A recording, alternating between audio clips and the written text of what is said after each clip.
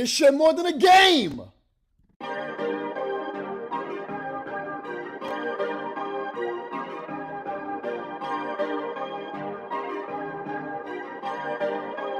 Perfect.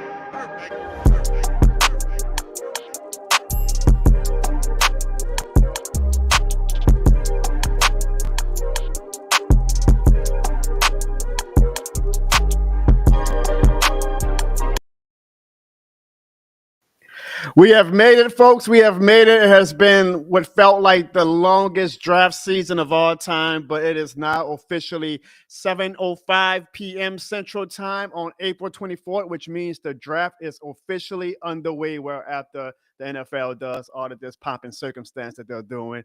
So, who are the Titans going to take with the number one pick?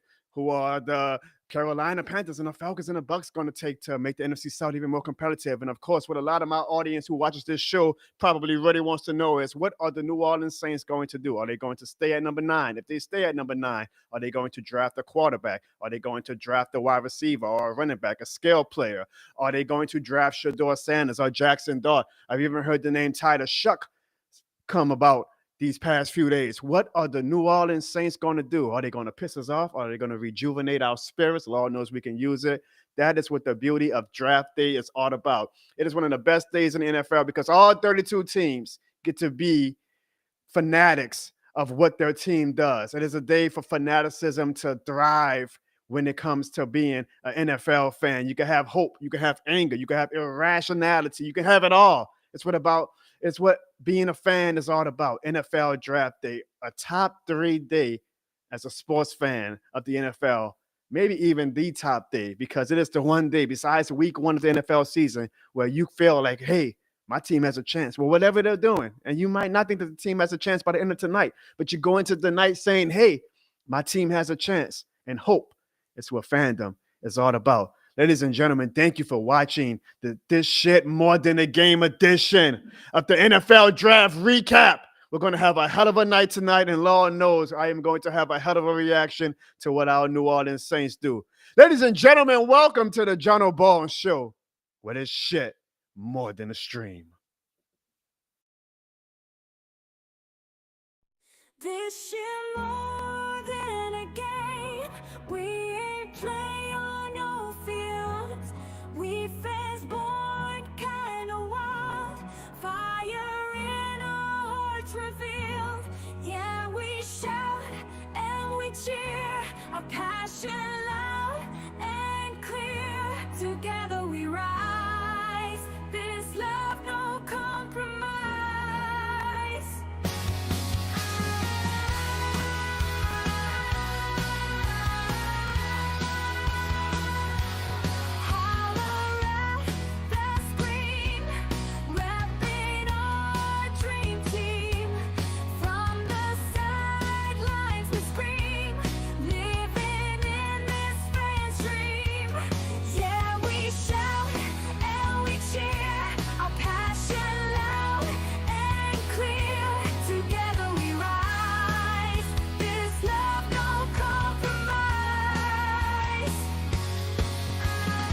Shit more than a game.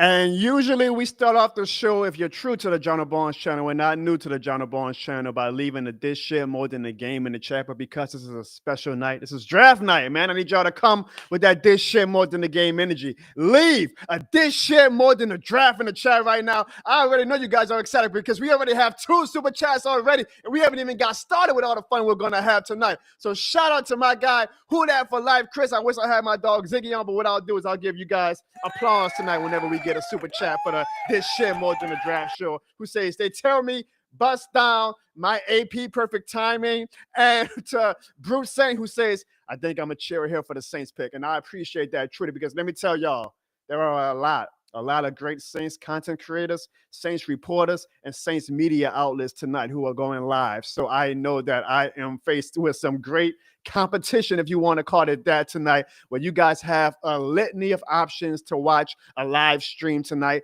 with a lot of better Saints sources and outlets, better than this whole little John O'Barnes channel. So if you guys even spend as much as 283 seconds on my stream tonight, watching our stream tonight. I truly, truly, from the bottom of my heart, appreciate you guys, because not only in our New Orleans bubble is a lot of people streaming tonight, but around the world. The draft day is one of the biggest days for sports and NFL fanaticism, like I said in my opening rant. So that means we have at least over thousands and thousands of people streaming across YouTube and Twitch, Facebook, even Instagram, like your boy Truly. I am now, y'all, for the first time ever, I believe, I don't know, I haven't been able to check yet, streaming live on Instagram right now for the first time ever. I think I am, maybe not. I don't know. I tried it. It may not have happened. Either way, whatever. I'm trying my best. But there's a lot of streams going on worldwide tonight for the NFL draft. So for you guys, I see you all in the chat right now. I see my dude Ralph Lauren, one of the great Saints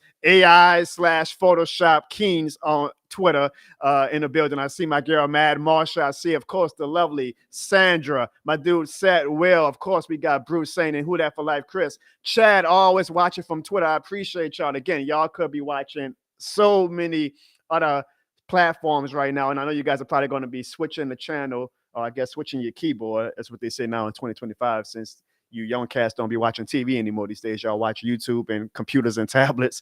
But I know you guys are going to be going back and forth across platforms. Again, I appreciate you guys, Brute, Who That for Life, Chris, for joining my show tonight. Now, this is not a traditional John O'Bourne show. It is a draft watch-along. Y'all know how we do our watch-alongs. It's essentially like watching the game at a bar or with your family and friends. It's a kickback. We're not having any specific formats or anything like that. We are simply watching the draft. I am watching the draft on my brand new, I told y'all I was upgrading my This Shit More Than the Game studios. I wish I could show y'all, but I don't want to break my hey, y'all, I have upgraded. I am upgrading gradually for the 2025 NFL season. I got a new iMac computer. I got a brand new 98-inch TV that I'm going to try my best to show y'all tonight. And I'm ready. I am absolutely. Look, if my team is going to suck, at least let me watch them suck in 4K and 98 inches. So whenever I do throw something at the TV, you know, at least it's a very nice TV that I'll be throwing it at, and my wife and soon to be born kid can roll their eyes at me. But we'll see what the Saints do tonight. Are they going to give us anything to roll our eyes at? Because Lord knows, I've seen reports from either and every which way at this point. I've seen reports saying that we love Shedeur Sanders. I've seen reports saying that we're actually going to take an offensive lineman. I've seen reports saying that we love Jackson Dort. Then I've seen reports saying we're going to take a defensive lineman. I've seen reports saying we love Tyler Shuck. Where the hell did he come from? Huh? A 26-year-old rookie quarterback. Yeah, that sounds exciting. And I've seen, oh, no, we're actually going to take a tight end or a wide receiver or a skill player. Every reporter damn near feels like has had their report about where the Saints are going to do, which means that somebody's going to be right? If you throw enough shit at the wall, eventually something's going to stick. Some reporter's going to be right about what their sources are telling them, but it seems like we have got in so many reports about what the Saints are going to do. Are they going to trade back? Are they going to trade up? We're going to find out. Should be a very, very interesting night. Right now, the Tennessee Titans are on the clock. The pick is actually in. So throwing on, the pick is in, and we are going to see who we all probably know is going to be the top pick for the Tennessee Titans. But we're about to have that confirmed for us in about 2 to 3 minutes. Now, a great thing about the John O'Bourne show that I guess I like to, use as a brag against other shows is that we like to engage really a lot with our, hold on, you guys, you know what? This is what we're going to do. Y'all going to hear this 98-inch TV because the Titans, and good on the Titans for actually making their pick early and not like using the whole 10 minutes. I mean, they probably know who they're going to pick for the past 3 weeks now. So they're not wasting time. They're making their pick. But of course, the NFL has to do this pomp and circumstance stuff, and they're doing dances and concerts and all that. Man, just make the goddamn pick. I get it. It's a show. The NFL wants us to become an event. They don't want this to be just a draft now. They want it to be an event. But make the goddamn pick. Here we go, y'all. Number 1.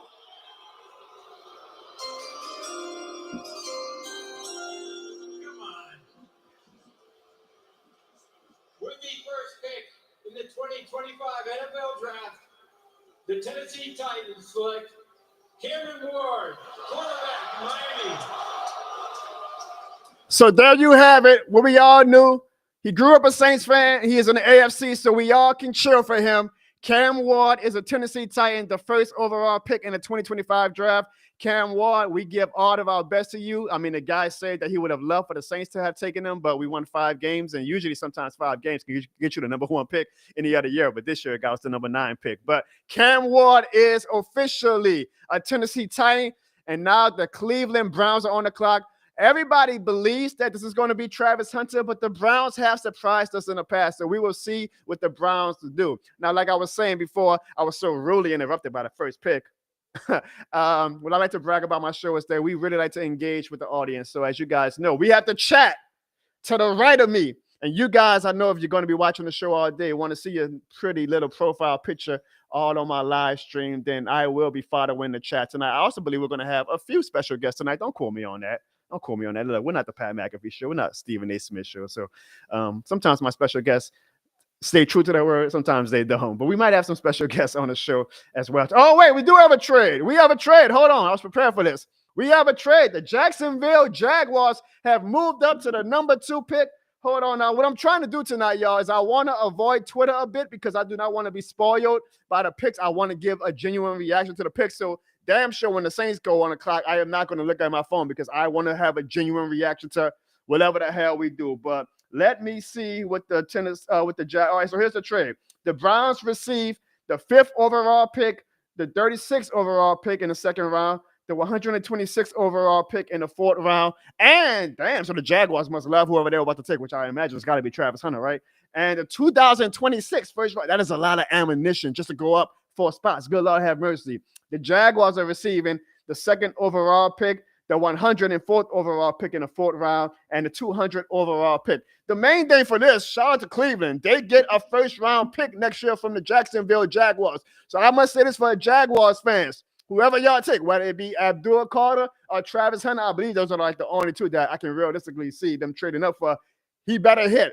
He better hit. And I have high hopes for Travis Hunter and Abdul Carter as well. But if I'm trading up only 4 slots that I'm trading up, and I'm giving away a 1st-round pick next year, oh, have mercy. I better feel like that guy is going to be an all-pro player for years to come. I'm not going to lie. If I was a Saints fan and I was in the Jaguars position, I would not be in love with the fact that I just gave up a 1st-round pick in 2026 to move up. But maybe the Jacksonville Jaguars feel strongly confident that Abdul Carter or Travis Hunter is going to be the guy. Well, I also ask for you guys tonight, y'all. I don't mind y'all making y'all predictions in the chat, but don't, if y'all see somebody spoil it on Twitter and say, hey, this report is reporting that it's going to be this guy, don't put it in the chat. I would like to, again, genuinely find out these things myself. I'm trying to watch it as if, you go into a movie. You don't want the spoilers before you go into the movie theater, right? You want to watch it and genuinely be surprised. It's been the hardest thing for the past week and a half, me trying to avoid spoilers for the movie Sinners, which is like the top movie right now, and I'm trying my hardest to avoid running into random spoilers on Twitter about it. That's how I feel about the draft. I don't want to see, who the Jaguars are going to take. I want to be genuinely surprised in about 4 minutes to find out, is it Travis Hunter or Abdul Carter? I don't mind you guys in the chat saying who y'all think it's going to be, but if y'all know that, if y'all following Twitter, unlike me, y'all say, oh, well, Adam Schefter just tweeted that it's going to be this guy, or Ian Rappaport said it's going to be that guy. Do not let me know in the chat. If y'all want genuine, fun, raw reaction out of Jonathan Bones, then do not spoil it in the chat. I want to watch this genuinely as a fan and just see what happens. So my pick, I think Bruce Saint as well says he thinks it's going to be Travis Hunter. I feel like to move up for this, it's going to be interesting. I mean, because I've heard a lot of great things about Abdul Carter. People even saying that Abdul Carter, they feel is the best player in this draft. So I can see it being Abdul Carter too, like a defensive wrecker to ruin games. Like when I say ruin games, I mean like win games for you. Like they get to the quarterback and say, nah, this game is over with. Think of Aaron Donald or somebody like that, or J.J. Watt in his prime. I've seen a lot of comparisons from Abdul Carter being that type of playmaker. So I would not be surprised if he is the pick. But maybe Jacksonville believes that Travis Hunter is going to be a player that can get Trevor Lawrence to really thrive if they put him at wide receiver a lot. It's going to be interesting. This is crazy. I mean, because to give up a 2026 1st-round pick just to move up 4 slots, that's a lot to me. That is a lot to me. Because then I'm like, okay, this guy got to be for a quarterback, I can see, like, if you really fell in love with a quarterback, yeah, give up ammunition to move up in the draft. But for a defensive end or for a wide receiver slash cornerback, that is a lot of ammunition. How do y'all feel in the chat? If that was the New Orleans Saints, because I know mainly my audience tonight is the New Orleans Saints. But then again, I have over 375 people watching across all platforms. So thank you guys if you're watching across all these platforms. Thank you, thank you, thank you. If you're watching on YouTube, I do have one simple request. Hey fans, hit the subscribe button in 3 seconds to make this Falcons fan sad. 3, 2, 1.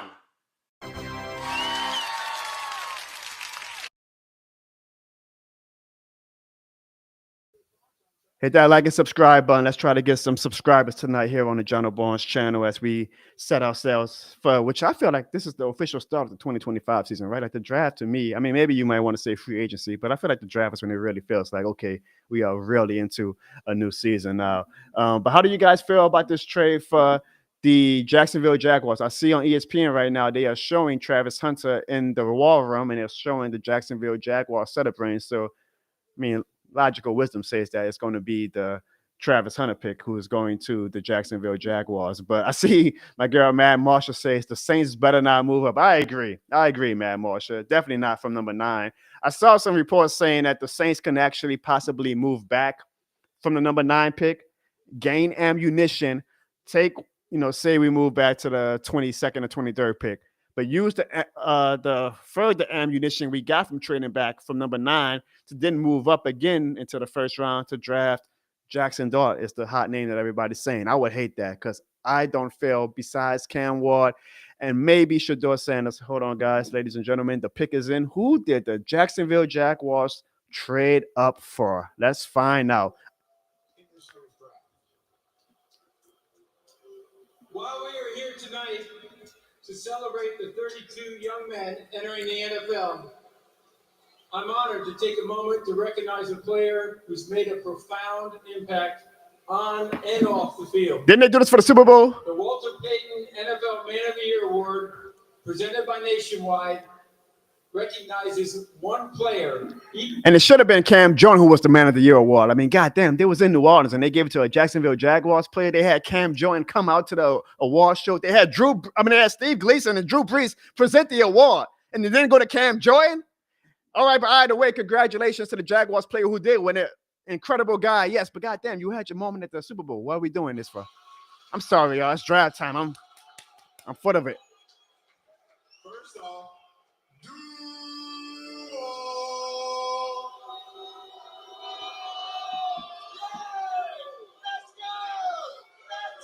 I want to say thank you to the commissioner.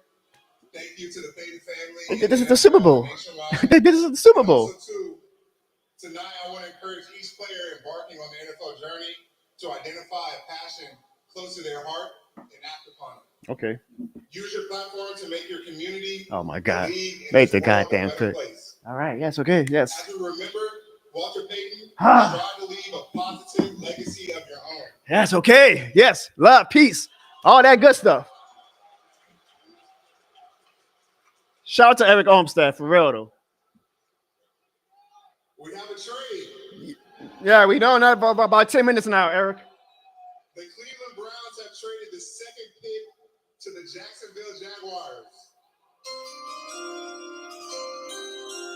And with the second pick in the 2025 NFL That's draft, how it'll be fine. the Jacksonville Jaguars select Travis Hunter. There we go. Wide receiver, defensive back from Colorado. So Travis Hunter, hey, look, his very polarizing fiance is there. Travis Hunter is the number 2 overall pick. I like his attitude. I like his spirit. He's dancing right now. I love it. That guy is going to be a superstar in the NFL off of charisma alone. It's a lot to give up, though, to give up a first round. So they basically are using, you know how we call Marcus Davenport 2 first? The Jaguars have given up 2 first-round picks, essentially, to draft Travis Hunter. Now, Travis Hunter is described as a unicorn. He's going to be the first cornerback / wide receiver player in the NFL. We'll see how the Jaguars utilize him. I'm excited to see how he is going to thrive in the NFL. The first 2 picks were AFC teams, so I have no problem cheering for Cam Ward and cheering for Travis Hunter. But I'm sure there's going to be a lot of debate about what the Jaguars gave up to get Travis Hunter, and I want to know what you guys think. I'm seeing the comments, y'all. Hold on. Let me catch up to some of the comments. They did all that just to announce the obvious. Now, look, it's a good cause. The Walter Payton Man of the Year Award is a good cause. Shout out to Eric Armstead. But one, I'm still salty that my guy Cam Jordan didn't get it too. at the same time, like I said, they used the Walter Payton Man of the Year award to get his flowers at the Super Bowl. So why are we doing it again for the NFL draft, man? Fans are already rabid right now. They want to know who their playing team is going to pick. So announce the goddamn pick.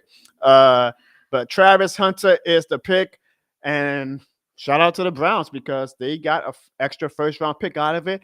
And we'll see, time will tell. Everybody's an expert until it's time for receipts to be collected, right?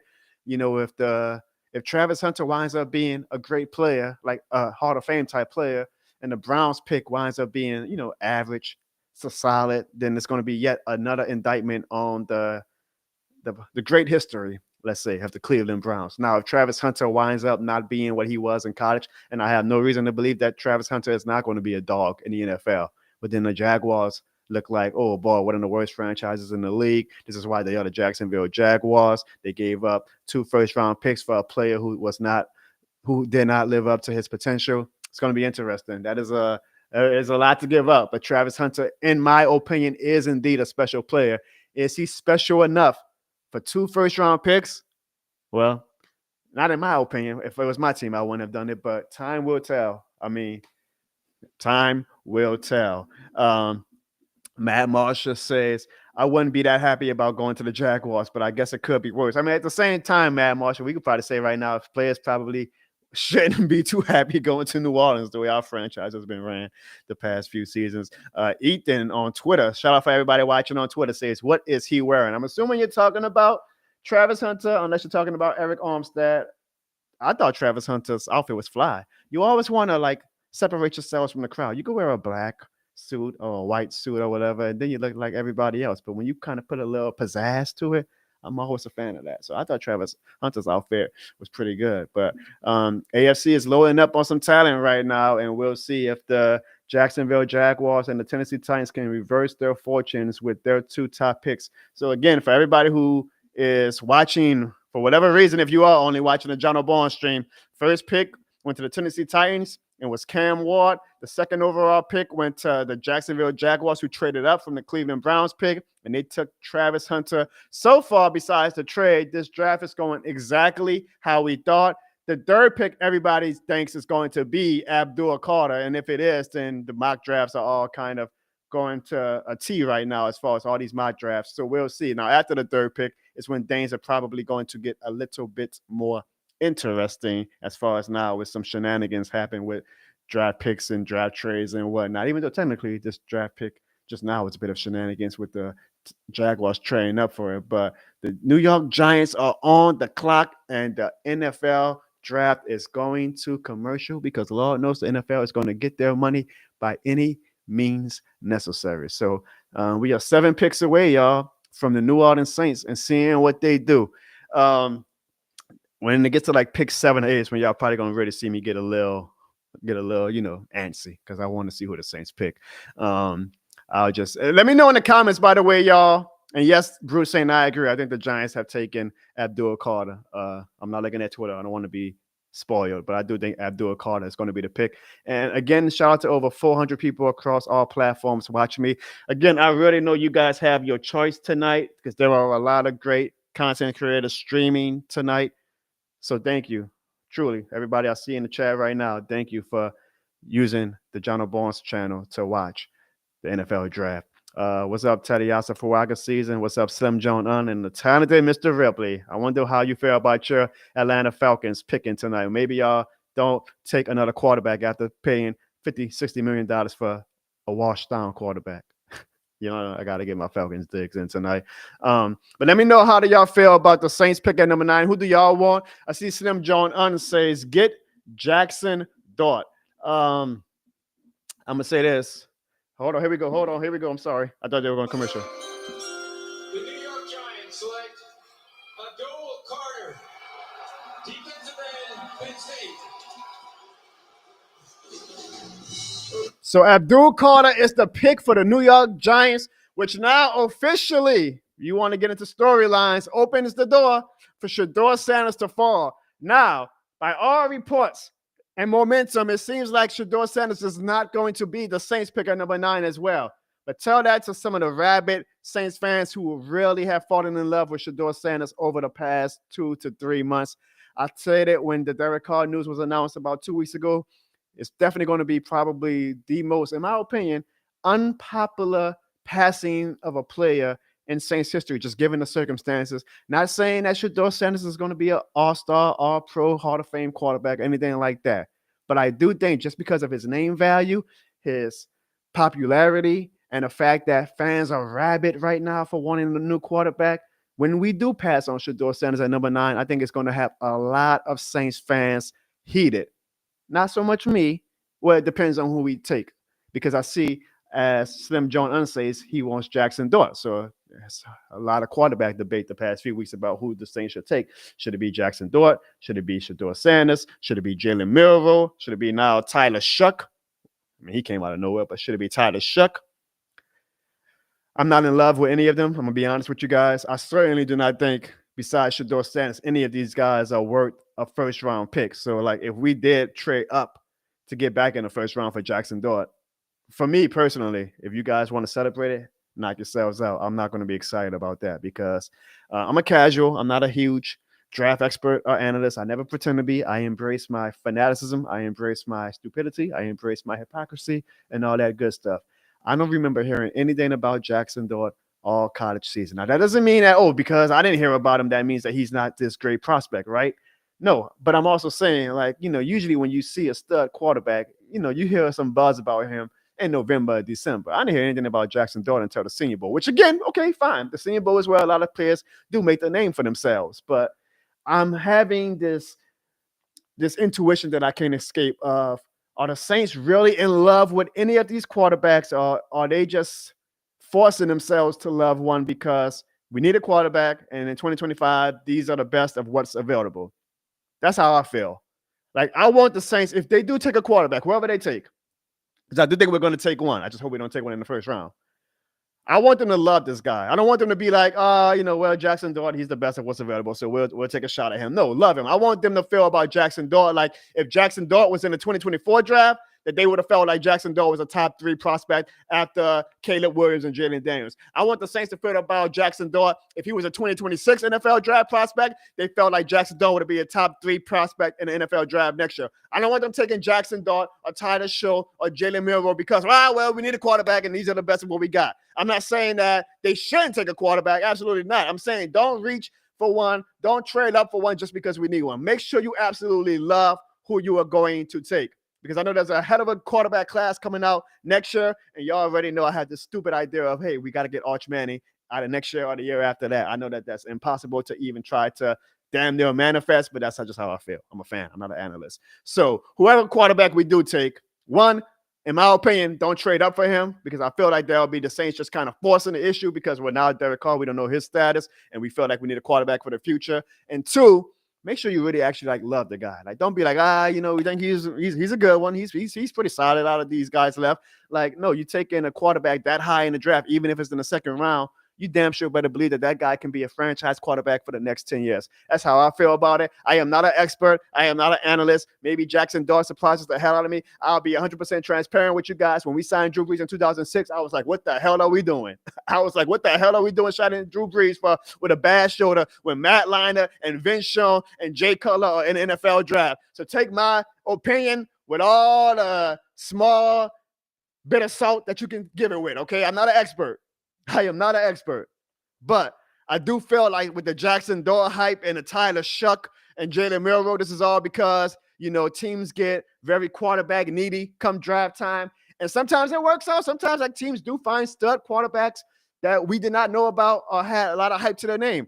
But a lot of times these teams take quarterbacks who wind up not being shit. Look at Trey Lance. Suddenly he came in, was a hot name a few years ago, and the 49ers gave 3 first-round picks for him. Trey Lance is the guy. Trey Lance is going to be the guy that really makes us a dynasty. Trey Lance is now on his 3rd team. And the 49ers wound up getting better quarterback play from the last pick in the draft. Brock Purdy was the last pick in the draft. But because quarterbacks are such a hot item, the 49ers forced themselves to fall in love with Trey Lance, and we saw how that turned out. It worked out for them because they were ahead of a front office, and they still wind up being a Super Bowl team. But you don't make picks like that if you don't really fall in love with these guys and believe in them. That's how I feel about these quarterbacks in this draft class. I'm like, are the Saints really in love with these guys? Or are they just like, well, we need a quarterback, so shit, it's 2025. This is who we got. I mean, it's going. But to be also honest and transparent, a lot of that is also because I am very down, y'all, and we'll talk about this on future episodes of the John O'Barnes Show. I am just so very down right now on the Saints and Pelicans ownership and the front office on Airline Drive. One of the great things about this content creation career is that I make some I make some connections. I get to do a few networking and whatnot. And so be on the lookout. Make sure if you are new to the John O'Barnes Show to hit that subscribe button, because we're going to have some special guests in the upcoming months who's going to give you some good intel. But I hear a few things every now and then. I hear a few things. I'm not a reporter. I'm not going to try to ever put anything out there like that because I'm not trying to be a reporter or a breaking news guy or anything like that. But I hear a few things, okay? And the things that I've heard about how it is being ran on Airline Drive right now, it just really deflates me. I'm not trying to make any of you guys pessimistic or anything like that. I'm not trying to kill y'all fanaticism. Again, draft night is a night for you to, if anything, rejuvenate your fan spirit. But I've talked to some people who are in the know, people who I trust, and they have said about how good old Mickey Loomis and Gail Benson and Dennis Lucia are running things on Airline Drive, and it really kind of just deflates me a bit about the future of both the Saints and Pelicans and our chances of winning the championship if these guys are really running the teams the way I've been told that they are running the team. So I'm a bit down on both teams right now. However, draft night is a night where, again, you can rejuvenate your fandom. And sometimes, you can have mediocre ownership and mediocre front office leadership. And right now, Mickey Loomis is kind of showing that he's a mediocre GM. And I hate to say that because I've been a guy who has tried to be fair and defend him when I felt it was worthy. But the 4 years is the past 4 years. But even if you have mediocre ownership and front office executive leadership, if you get a Drew Brees or a Sean Payton, you can withstand that and suddenly be a contender. Now, Drew Brees and Sean Payton don't grow on trees. I've said that many times. I kept telling Saints fans that when they were saying, oh, we need a new start, we need a new era, I say, be careful what y'all wish for. And not how half the past 4 years have been going. But still, maybe Kellen Moore is that next great head coach. Maybe we do draft a quarterback who is that next great thing, and they can withstand or basically make irrelevant how Gail Benson and Mickey Loomis are running things on Airline Drive. But from the things I've been hearing, I'm really not that excited about our championship aspirations going forward. The pick is in for the New England Patriots, y'all. Let us see. Fourth pick in the 2025 NFL Draft, the New England Patriots select Will Campbell. Okay. Tackle, LSU. First of all, shout out to Will Campbell, LSU Fighting Tigers. Hell yeah. Second of all, I really should have bet it. I really should have bet it because if you'd have had my mock draft, I would have had those top 4 picks correct. I wouldn't have got the teams right because I didn't think the Browns were going to trade to the Jaguars, but I would have got those top 4 picks correct. Will Campbell, I think, is going to be an all-pro offensive lineman in the NFL. So good pickup by the New England Patriots to protect Drake May. Shout out to LSU. Shout out to Will Campbell. So far, the draft has been going essentially by its script, if you want to say that. Maybe things are going to get interesting now that the Cleveland Browns are back on the clock after garnering an extra first-round pick in 2026, and we'll see who they take. But Will Campbell is going from Baton Rouge to Boston. And good luck, Will Campbell, in the AFC and with the New England Patriots. So, I hope y'all didn't hear that. I know I got a top-of-the-line microphone, but I got my lovely wife giving some unnecessary commentary tonight. I'm just playing, baby. You know I love you. Oh, great. Now she's pissed off. Good job. Good job, stream.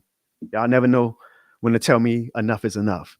Let's get to some of these comments. My girl Sandra says, I didn't know you were going live, Jono. This shit more than a game. Hurry up, pick number 9. Not sure of the direction we're going until someone's name is called. Yeah. I'm going to give you guys a true authentic reaction when it's time for the Saints to come on the clock. Jason Gumbo, and he does it the Louisiana spelling. I love it. Alexis on Twitter says the Saints are going to take a lineman. Mickey Loomis just took those interviews to keep the fan base calm. He loves Carr like he loved Dennis Allen, unfortunately. Well, I mean, we can do a whole another episode about Derek Carr and what I mean. I saw David Carr, Derek Carr's brother, went on NFL Network today and kind of gave a boilerplate answer about what's up with Derek Carr, and we're just trying to see, you know, how bad the injury is. And I'm like, God damn, what you mean? Are y'all trying to see? Have you not been to a specialist yet? You should know by now, like, hey, can I throw the football in September or not? Either way, it's obviously a lot of posturing. There's obviously a lot more that meets the eye that's going on between Derek Carr and Mickey Loomis and the Saints. And I even feel like, as much as Mickey Loomis does love Derek Carr, he might be annoyed at this point. And it seems like a divorce is inevitable. But yeah, I kind of have seen some momentum saying that we are going to draft the offensive lineman, our defensive lineman as well. So we're about to find out in 4 more picks. The talented Mr. Ripley says the Saints are awesome. I hope you guys get Arch Manning in the future so y'all can continue to own my Atlanta Falcons. Brute Saints says Tyler Warren has been coming up more for the Saints pick. I will be down for that. I would too. That was my pick last year. I'm sorry. Last week on my John Barnes draft preview show, I would love Tyler Warren. I hope that it is Tyler Warren, to be honest. That is a guy that I would be excited about if we take him. You know, he'll be a lot sexier than a lineman. I would say that. Matt Marshall says, John, sadly, I am also down on the Saints and Pelicans too, and I am mad about it because I want to love the Pelicans. I mean, I think a lot of fans want to love the Pelicans. The Pelicans, for the past damn near decade, have not given fans enough reason to stay in love with them. I mean, it's a football town. This is a football town. Make no mistake about it. New Orleans can be a basketball town, but it's a very casual fan base when it comes to the New Orleans Pelicans. There's a lot of diehards like me, but it's more of like a niche audience compared to a lot more casual Pelicans fans. And the Pelicans just have not been able to sustain success enough for those casual fans to turn into diehards. I'll give y'all the greatest example. Hold up. The pick is in. I like this, NFL. Y'all finally going fast. Y'all finally going fast. The second ever LS. I was wrong. It was not ready. You can't put the pick is in NFL and then I have the pick ready. I told y'all, well, she's right here to my left.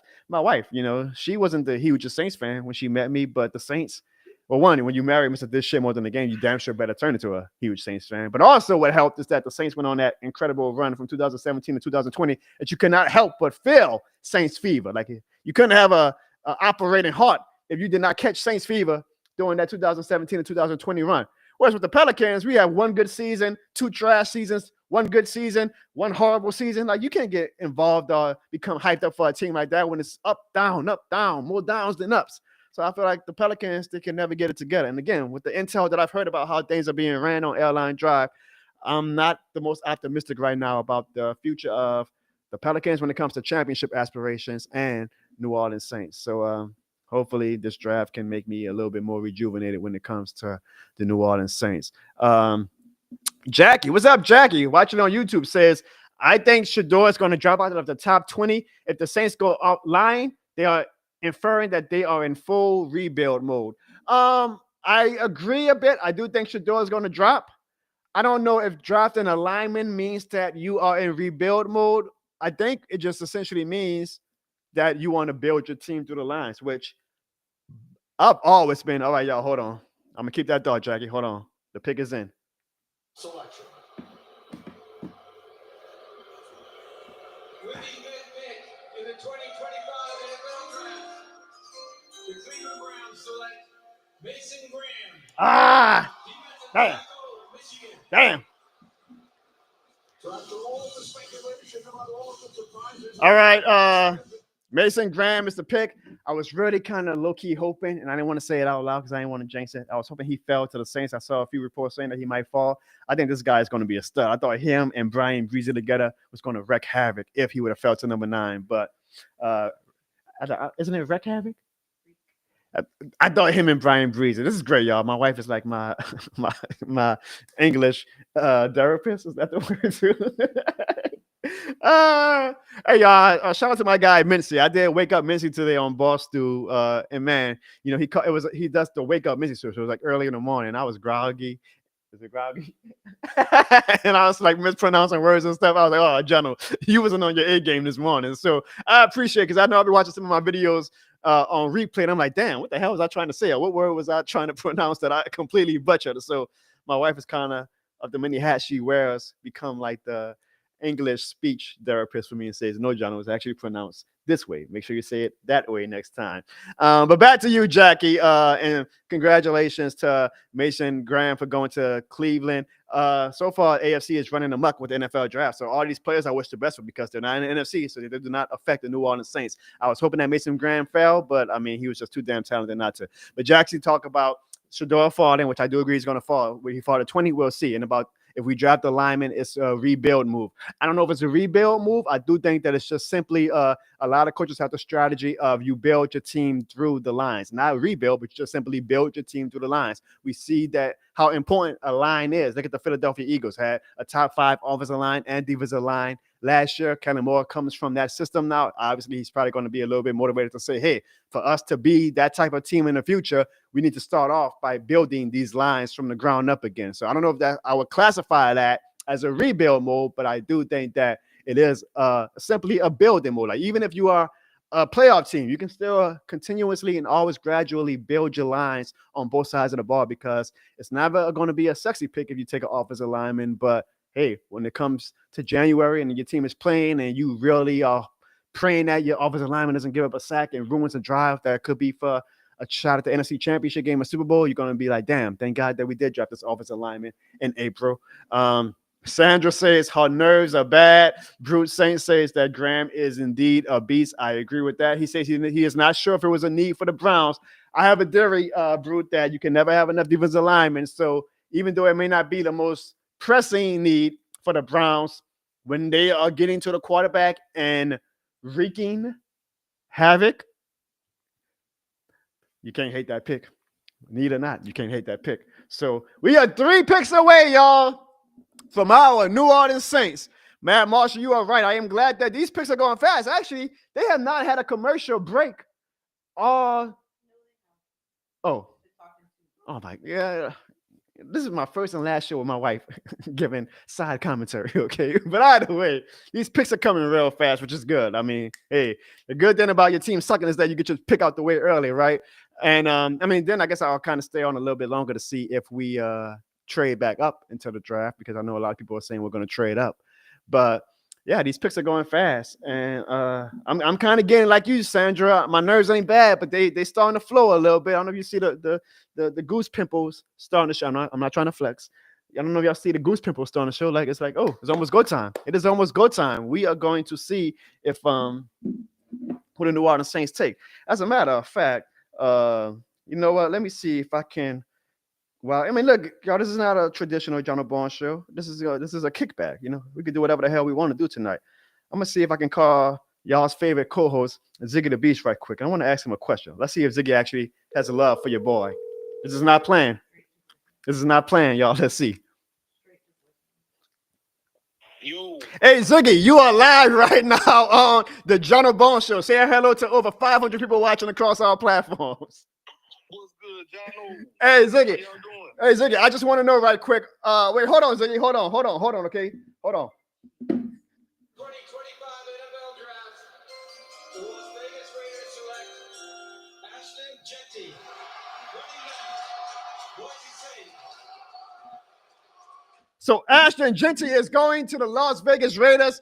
People thought that Ashton Jeanty might fall to the New Orleans Saints, but that is not happening. So, Ziggy, I just want to know right quick. I know you're a busy man, but a lot of fans are in the chat right now. They're saying that their nerves are getting bad. I said, well, let me call Ziggy to maybe calm them down, Ziggy, because obviously this pick at number 9, if the Saints do keep the pick, is going to be very vital to our future. So just give the Saints fans and the This Shit More Than a Game community some words of encouragement as they are now 2 picks away, Ziggy, from the New Orleans Saints pick.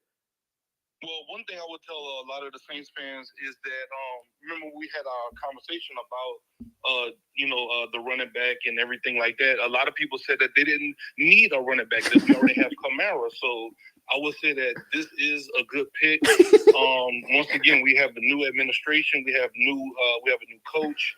I think everyone should just give time for everything to be built. Okay. Remember, we had Dennis Allen, right? Mm-hmm. So it's going to take time for all of this stuff to be built up so that way we can get on the right track. So I know there's a lot of nerves. I know there's a lot of things that are going on right now, but guys, just be patient. This is a long game.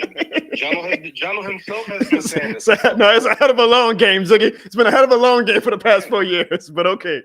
Okay. All right, Ziggy. I know we've been talking about. I guess. Now that you got me on here, John, what do you think, man? I know a lot of people have been saying that we might trade picks and all that. Do you think is that where we headed, bro? I think Ziggy, we're going to keep the pick. I think that we're probably going to draft lineman, which is not going to be a sexy pick, but hopefully it's a lineman that has name value, so we can at least have some excitement with that. Oh man, I'd be great. You know, Ziggy, I always say I'm fine with building the team through the lines, but it's also like, damn, you got the number 9 pick. This is a chance to draft like an exciting skill player. So we'll see, Ziggy. We are 2 picks away. I am getting excited. You are free, Ziggy, after the Saints make their pick. If you want to come join the show from wherever the hell you are at right now and give your instant analysis, you can. But we appreciate you calling in on the show for a few minutes to calm Saints fans down, as we are about, Ziggy, 20 minutes away, Ziggy. Down, man. We got a new coach, man. And then if we do get a lineman, Eric McCoy, I'm sure will be ecstatic. But we got Fuaga last season. How many linemen does Eric McCoy need? I'm just playing devil's advocate. All of them, bro. I feel you. All right, Ziggy, bro. Well, everybody in the chat says what's up, and maybe if you join the show later tonight, you will be welcome with open arms. We appreciate you calling into the show, Ziggy. Hey, I appreciate everybody, and don't y'all ever forget. No matter if we pick 8, we pick 9, we trade the pick. This shit is always more than the game. Hey, Ziggy, appreciate you, homie. That's the beauty of doing a live watch along. We call people and we get the. I might call like random people in my family tonight. I might call my dad and say, "Hey, Dad, what you think about the pick? Live, make a debut here on the John Barnes Show." I might bring my wife on. She's literally right there. She's very comfortable. What'd you say? She doesn't want. She's waiting for the grand unveiling of Lil Jono in about 5 to 6 weeks. But I mean, she's right there. You know who else I'll bring on the show though? Somebody who definitely wants to be on the show. What, man? She'll be fine. She's a big girl. The star at the John Barnes channel. Look, she's like so excited that I woke her up. Shady Breeze. And Shady, a lot of Saints fans want to know right now, who are the Saints going to take with the number 9 pick? Who do you think we should take, Shady? Oh, yeah. Okay, she thinks that we should take Shedeur Sanders. She says, hey, if it's black and gold, it's on the road. So that's what Shady says. Shady, tell everybody goodbye and tell them this shit more than a dog. So, y'all, that's what you got to do, bruh. We got like a 2+ hour live stream on deck. We got to have some entertainment to the show. So shout out to Ziggy, man, for reading it. Bruce Saint, I can see that as well. I know that Mimbu was a very popular name for us to take at offensive line with the number 9 pick. So the Jets also, of course, need offensive line help. So we are about to see. But Genty to the Raiders, so far, none of these picks have shocked me. Like, this is all kind of going down the script of what a lot of these mock drafts were saying. I know a lot of people thought that maybe Genty might fall to the Saints, but I never saw it. Like, I never saw him fall into number 9. He was just too damn good of a player. And we saw the Saquon Barkley effect literally a few months ago. So while that is still fresh in everybody's mind, I knew that some team before us was going to be like, hey, maybe Ashton Genty can do for us what Saquon Barkley did for the Philadelphia Eagles. So good pick by the Raiders. The AFC is loading up with talent. Ziggy is now in the chat as well. Ziggy, again, we appreciate you for joining the John Barnes Show live via phone. And we are 2 picks away, y'all, from the New Orleans Saints and seeing what they are going to do. If you are new to the John Barnes channel and not true to the John Barnes channel, I need you to become true to the John Barnes channel. And make sure you hit that like and subscribe button, bruh. And you know what you would do if you do hit that like button? Hey, fans, hit the subscribe button in 3 seconds to make this Falcons fan sad. 3, 2, 1.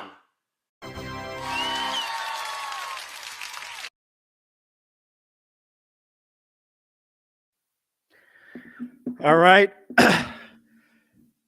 As we get closer, I'm starting to really think it's probably going to be a lineman. I don't think it's going to be a quarterback. Shedeur Sanders will be a shock. Shedeur Sanders will be an absolute shock. Again, if you weren't here at the beginning of the show, I'm doing my best to not follow Twitter. I do see one tweet from the great Chris Rosvoglu who said the Saints actually inquired about the number 1 pick to get Cam Ward. That would have been something crazy, huh? Cam Ward is somebody who I do think is worthy of, trading up for, but obviously the Titans were in love with him enough to keep the number 1 pick. But that definitely shows that the Saints are in the quarterback business this draft. Now the question is, are they in love with a quarterback enough to take one at number 9, or are we going to trade up at some point to go again in the first round, or do we wait as pick number 40 and take a quarterback? I don't know. As we get closer, my gut and as my heart starts to beat a little faster, makes me believe that it's going to be a lineman, a very unexciting pick for someone like a content creator who was hoping for an exciting pick, but we're about to find out. Shout out to my guy, Rob Franco. He just sent me this picture. He is watching the draft right now with his good buddy, a Chicago Bears fan, but look what he got on. This shit more than the game shirt. I know you guys might be thinking, well, how can I be as cool as Rob and get me some this shit more than the game swag? Well, it's very easy, guys. All you got to do is this. No matter what, we all know that this shit more than the game, and now you can wear it with pride. Visit www.jonobarnes.com or thisshitmorethanthegame.com and buy your This Shit More Than a Game shirt now for the low price of $28.03. You can buy it in black and gold, purple and gold, white and blue, red and navy blue, all types of colors. We've got you covered here on the Jono Barnes Show. With the 7th pick in the 2025 NFL Draft, the New York Jets select Armand Membu, Missouri, tackle. So Armand Membu is the pick. He was a guy who a lot of people were sliding to fall to the New Orleans Saints.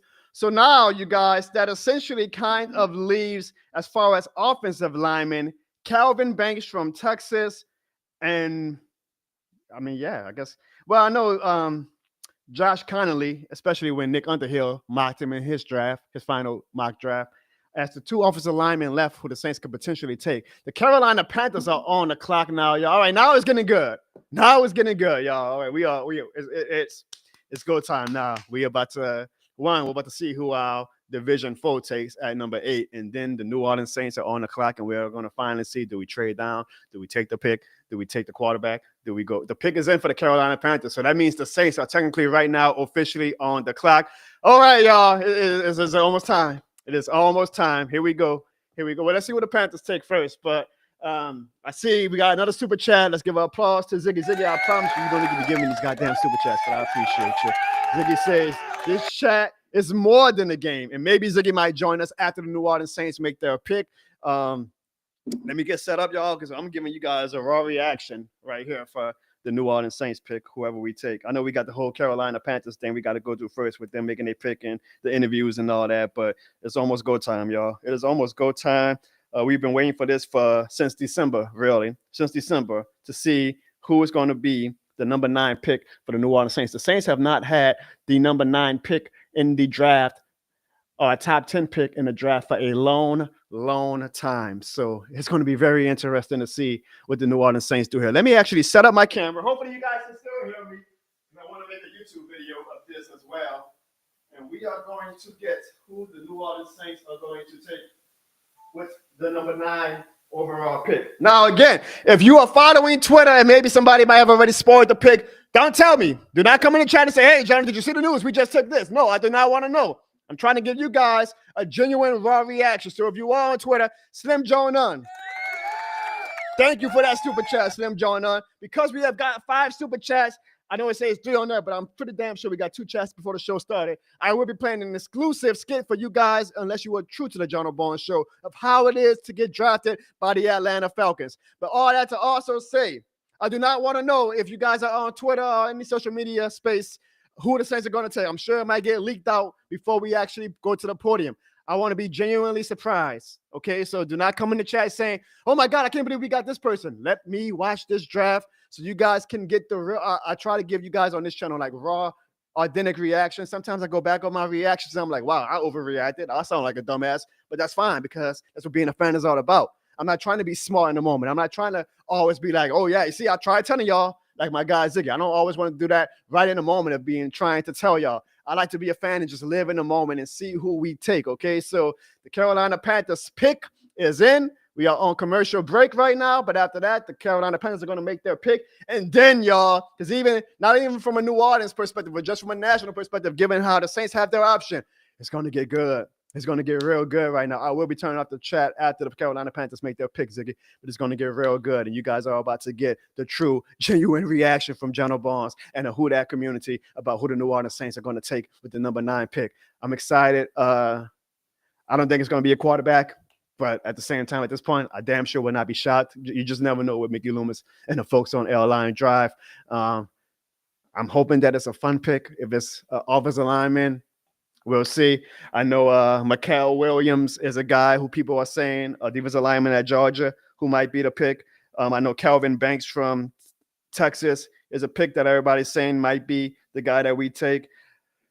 I know that we really want to get deep in the weeds. Shamar Stewart at Texas A&M defensive end, he could possibly be the pick. Nick Underhill, who we all know Nick Underhill is one of the best Saints reporters out there. He picked Josh Connolly, guard at Oregon. Now, maybe Nick was trying to give us the wink, or maybe he was just taking a very educated guess. Josh Connolly, I ain't gonna lie, wouldn't excite me, but we'll see. But then you got some big name players still available, like Tyler Warren, who y'all know I love. You still got Shedeur Sanders. Maybe the Saints just gave the biggest smoke screen of all time. Maybe you go cornerback with Will Johnson. You know, Marshawn Lattimore is gone. We still don't know if Alante is better for, I think he is personally, in the slot rather than the outside corner. We haven't had McKinley play a full season as a top guy. Maybe we say, hey, Will Johnson can be that official number 1 cornerback. Now, I'm assuming, my guess from what all the tea leaves I've been hearing is that Jalen Walker from Georgia is going to be the pick for the Carolina Panthers, a linebacker. But maybe the Carolina Panthers go a different route, and then maybe that means the Saints take Jalen Walker. There's some talent on the board, though, so let's see if the Saints are about to piss us off. Again, y'all, don't spoil it. Maybe it's already on Twitter where somebody's announced who the Saints are going to take, because, you know, these insiders have their people inside these war rooms who text them and say, hey, the pick is this person. I don't want to know. I want to find out like the rest of you guys in real time. According to Mel Kiper, the best players available right now are Shedeur Sanders, Tyler Warren, Jalen Walker, Will Johnson, and Colston Loveland, tight end. Damn, I didn't hear no hype from Colston Loveland. That's a shock to me, but I'm not a draft expert. So we'll see. I think the Panthers are going to take Jalen Walker, but we're about to find out. They are coming back from commercial break, so hopefully that means that Roger Goodell is about to bring himself to the stadium. As the Saints pick is coming, the numbers are going up. We have over 660 people watching, so yeah, we're about to find out. We are about to find out. I think a lot of people are tuned in. I'm sure everybody wants to see old Jono's reaction, to see if Jono going to throw a fit or is Jono going to get super excited. Before we do that, let's see who the Carolina Panthers take. Early in the trade, the Jacksonville Jaguars moving up to number 2 with the round. The 8th pick is in the Carolina Panthers and here's the commissioner. With the 8th pick in the 2025 NFL Draft, the Carolina Panthers select Tedorod McMillan. Wow. Arizona. Okay. This is what we expect. I'm not going to lie. No, I wasn't expecting that. It makes sense. You want to give Bryce Young some talent. You got Ted McMillan. I thought Ted McMillan was going to be available for us. Wow. Okay. So the Carolina Panthers select a skilled player, which means the New Orleans Saints, y'all, are on the clock. Ted McMillan, a guy who I was a fan of, and then I kind of talked myself out of him, is now in the NFC South as a Carolina Panther. So the New Orleans Saints are on the clock. Do we take Tyler Warren? Do we take an offensive lineman? Do we take a quarterback, y'all? Do we take a quarterback? We are about to find out. It is going to, I'm excited. Now the goosebumps are coming. Let me know in the chat, who do y'all think we are about to take? But also, don't spoil it for me, because here's what I'm about to do. I got the Ted McMillan up because I'm kind of doing some housekeeping items in the background. I'm not going on Twitter. I'm not. Don't say anything. Please do not say anything. Nobody. I'm not going on Twitter. Here we go. All right. Y'all, this is real deal. Like you're here. This is me and my wife. Y'all be thinking that me and my wife be doing skits. Nah, this is real deal. All right, let's look. We're on the clock now, so this is the go time for the Jono Barnes Show. I'm always open for becoming a bigger NFL channel, but I know my bread and butter is with the New Orleans Saints. So let me just put myself full screen, and here we go. Here we go. Who I don't know what I'm saying. Are they gonna piss me off? I don't know. I feel like they're gonna piss me off. Shut up. Don't say anything. Do not say anything. Let me do this goddamn thing myself. All right. Oh God. I'm gonna be honest. As it gets closer, I really do not want Jackson Dart at number 9. If it's a lineman, fine. Hopefully it's a lineman that I actually know about. Are they gonna drop like some random ass lineman, y'all? I mean, I would love Tyler Warren. I hope it's Tyler Warren, but I don't know. I had to tip the chat off, y'all, because I want to be surprised. And we got over 700 people watching. Yes, I know. Everybody knows what time it is, and I'm not talking about Shedeur Sanders. Everybody knows that it's Saints time, so I know everybody's putting on these streams, reacting in real time with me, y'all. This is what we're doing together. I love it. The 9th pick, I'm letting the Carolina Panthers have their moment right now. Tad McMillan, I mean, the game is the game. I hope that he's a bust now. No personal feelings against him, but I mean, I'm sorry. When you go to the NFC South, I gotta hope that you are great because I need my Saints to thrive. So I hope that you and Bryce Young do jack shit in the NFL. All right, but let's get the Carolina Panthers stuff going on. I hear my wife laughing. I hope that she's just trying to play possum and it's just trying to get me like nervous or whatnot. Here we go. I don't see everybody in the chat right now because again, I'm just trying to. I'm in the moment right now, y'all. I'm in the moment. 700 people watching. I appreciate y'all. Please make sure y'all follow me across all platforms. Please make sure y'all subscribe to the John Barnes channel. Look, while we wait, if you're new to the channel and not true to the channel, this is what you can do to make this channel thrive and to make a Falcons fan look stupid. Hey fans, hit the subscribe button in 3 seconds to make this Falcons fan sad. 3, 2, 1.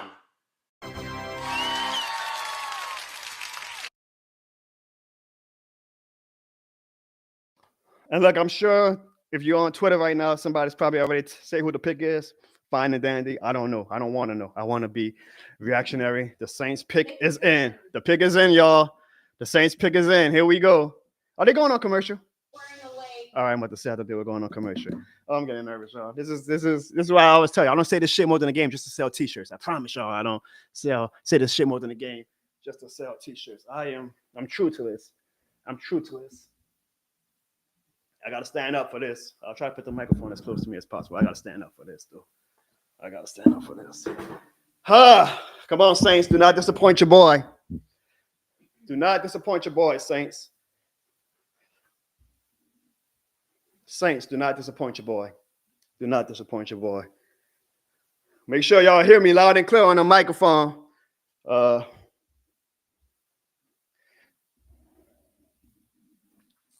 not disappoint me, Saints. Do not disappoint me. I'm hoping for Tyler Warren. I think Tyler Warren's going to be a beast.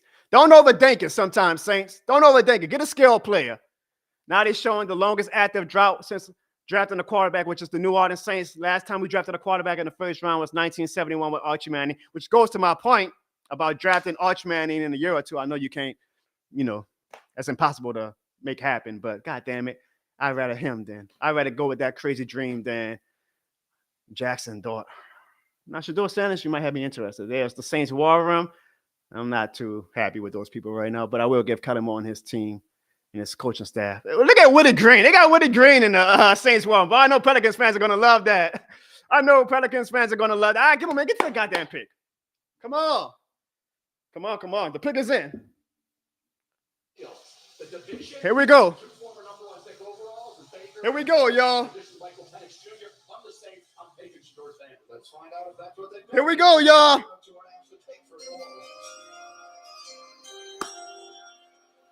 With the 9th pick in the 2025 NFL Draft, the New Orleans Saints select Kelvin Banks Jr., tackle, Texas.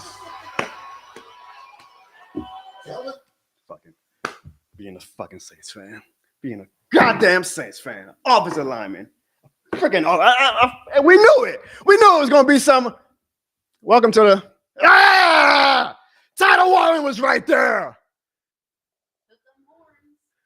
Come on, man. Offensive lineman year after year after year after year after year. So why is the offensive lineman not elite if we always dropped an offensive lineman? How you go from a franchise quarterback to a goddamn offensive lineman? How you go from a skill player to an offensive lineman? I'd rather Shedeur Sanders take the gamble. Oh, God, offensive lineman. I can't buy offensive lineman's jersey. Damn. I mean, just give me something exciting, New Orleans. Give me something exciting. I've been doing this content shit for 4 years now. Give me something exciting. This type of offensive lineman every goddamn draft. Damn. But I forgot after Drew Brees, we're allergic to fun in New Orleans. We're allergic to having fun players. We're allergic to exciting the fan base. Nah, I trust the offensive lineman because Mickey Loomis knows that this goddamn fan base doesn't mean jack shit to him as long as Gail Benson is in love with him. Now, let me be rational. Yes, you build your lines. Build your offensive line, build your defensive line. But goddamn, if that's an uninspiring pick. I know. I'm stupid. So all the fans are going to be like, goddamn, Jonathan, what you got to get an offensive lineman? I mean, you want to protect your quarterback. Right? We ain't got a quarterback. But hey, you know what? Maybe we'll draft Arch Manning. Hey, this might be my vision coming in true. Offensive lineman from Texas. Eventually, Texas quarterback Arch Manning comes to the Saints. I just got to play the long game like Ziggy said. But wow. I mean, I don't think any Saints fan, even if you love the pick, is going to wake up tomorrow like, hell yeah, it's Chet more than the game, and who that? Welcome to New Orleans, Calvin Banks. It's nothing against Calvin Banks. I just wanted something a little bit more exciting. Ah! You could have took Shedeur Sanders for all that. All right, well, that was our pick, y'all. That was the New Orleans Saints pick. Let me put the chat back up. I'm sure a lot of you guys are excited. Look, Calvin Banks is probably agree. I mean, we were on the Chicago Bears pick. That's how uninteresting the pick was. Like they say, oh wow. I'm sure ESPN and NFL Network are probably pissed off. They say we sent our reporter to New Orleans for them to draft the offensive lineman. That's what we did? To draft the offensive lineman? Oh my goodness. Damn. Offensive lineman again.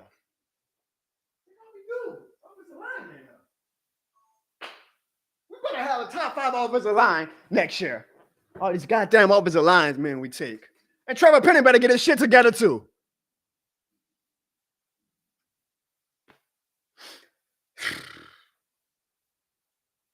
I just wanted to be excited. I just wanted something to excite. I'm tired of Warren would have excited me. Like an edge rusher would have excited me. And look, again, you build your team to the line. I get it. So fine. Like build your team. I just have no faith right now, honestly, in this front office. And please, Saints, please do not trade up for a goddamn quarterback in the first round.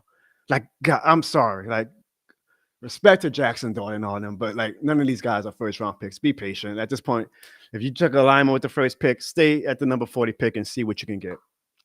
Honestly, I would have preferred we just traded back. I'm sure we could have got a quality offensive lineman and gone with the extra pick or two if we would have traded back. Nothing against Calvin Banks. Like, I think Calvin Banks is probably going to be a stud. And welcome him to the New Orleans with open hand. This is nothing against. It could have been any offensive lineman. This is not a Calvin Banks attack. This is just an attack right now on the state of the New Orleans franchise. You know, we had Drew Brees. I'd be like, hell yeah, draft offensive lineman, protect my GOAT. So Riley's our quarterback. Got to make sure we protect him. But you know why? Because we're probably going to draft Jackson Dart or Tyler Shook. We got to protect them too, huh? The Bears pick is in. We'll see what the Bears take. I bet you the Bears take a fun player. We take Calvin. Like all that's hype and hoopla for all these months. And we take an offensive lineman. And I'm a content creator guy. So like, you know, selfishly, I'm like, hey man, please take somebody exciting so I can have these fans to come back on my channel. I plateaued for a while now. If you look at my numbers on YouTube, I plateaued for a while. I'm like, I need the Saints to do something. Let's hit the Chicago Bears pick first. Hold on. Yesterday, the NFL family lost a true legend. Yeah. Raiders Hall of Famer Steve McMichael. Rest in peace, Steve McMichael. I was introduced to him not through football, ironically, but through WCW wrestling. And he had a fight with ALCS. I'm glad that he was able to witness himself being inducted into the Hall of Fame. And rest in peace to the great Steve McMichael. Contributions to the game and the community will never be forgotten. His legacy will continue to inspire generations to come. 50 years ago, with the 4th pick in the 1975 NFL Draft, the Chicago Bears selected one of Steve McMichael's teammates, and closest friends. Walter Payton, running back, Jackson State.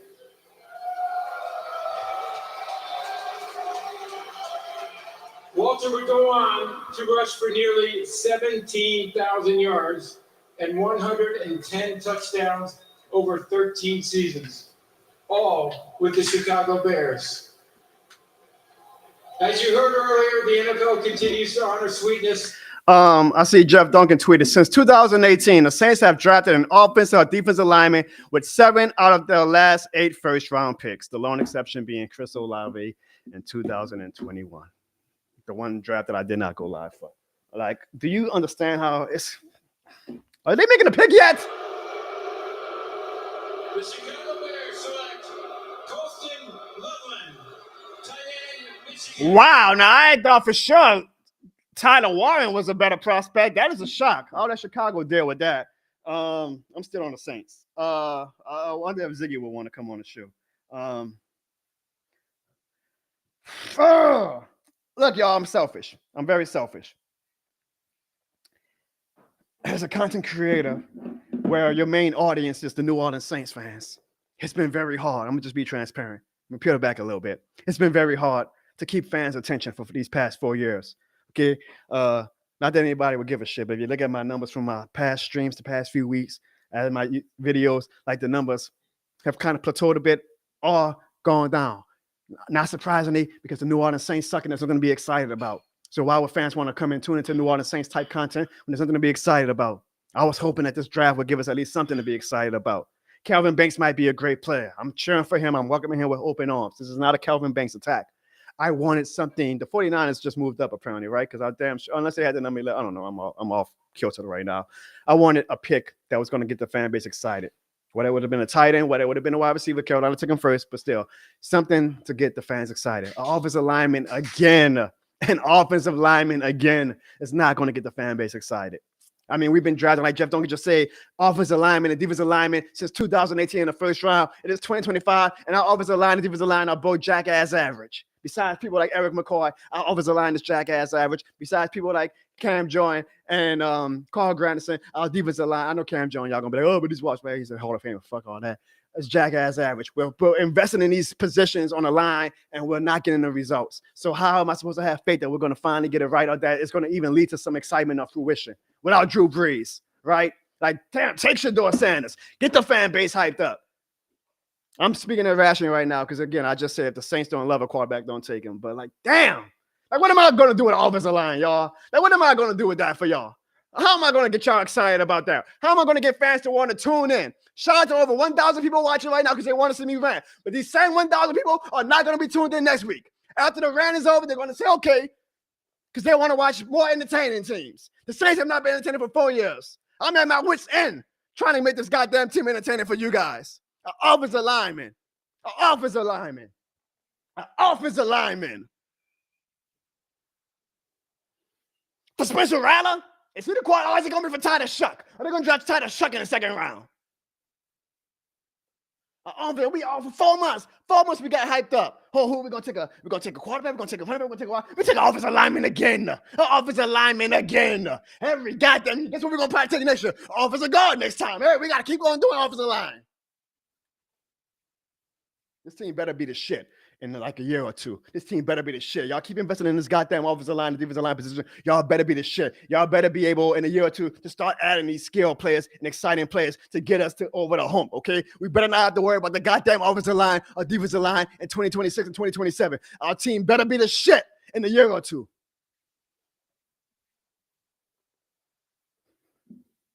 Well, guys, hopefully next year I can give you guys a much more exciting draft video. Maybe we'll finally draft a quarterback that you guys want, right? And I hope, because I swear if they freaking move up in the draft Jackson Dart with the first round pick after this. No, Jackson Dart ain't no goddamn first round worthy quarterback. Don't freaking trade assets in the future for Jackson Dart. You stay at number 40 now, Mickey Loomis and the Saints. Y'all better not trade up for no goddamn Jackson Dart. Y'all better not trade up for Jackson Dart. Stay at number 40.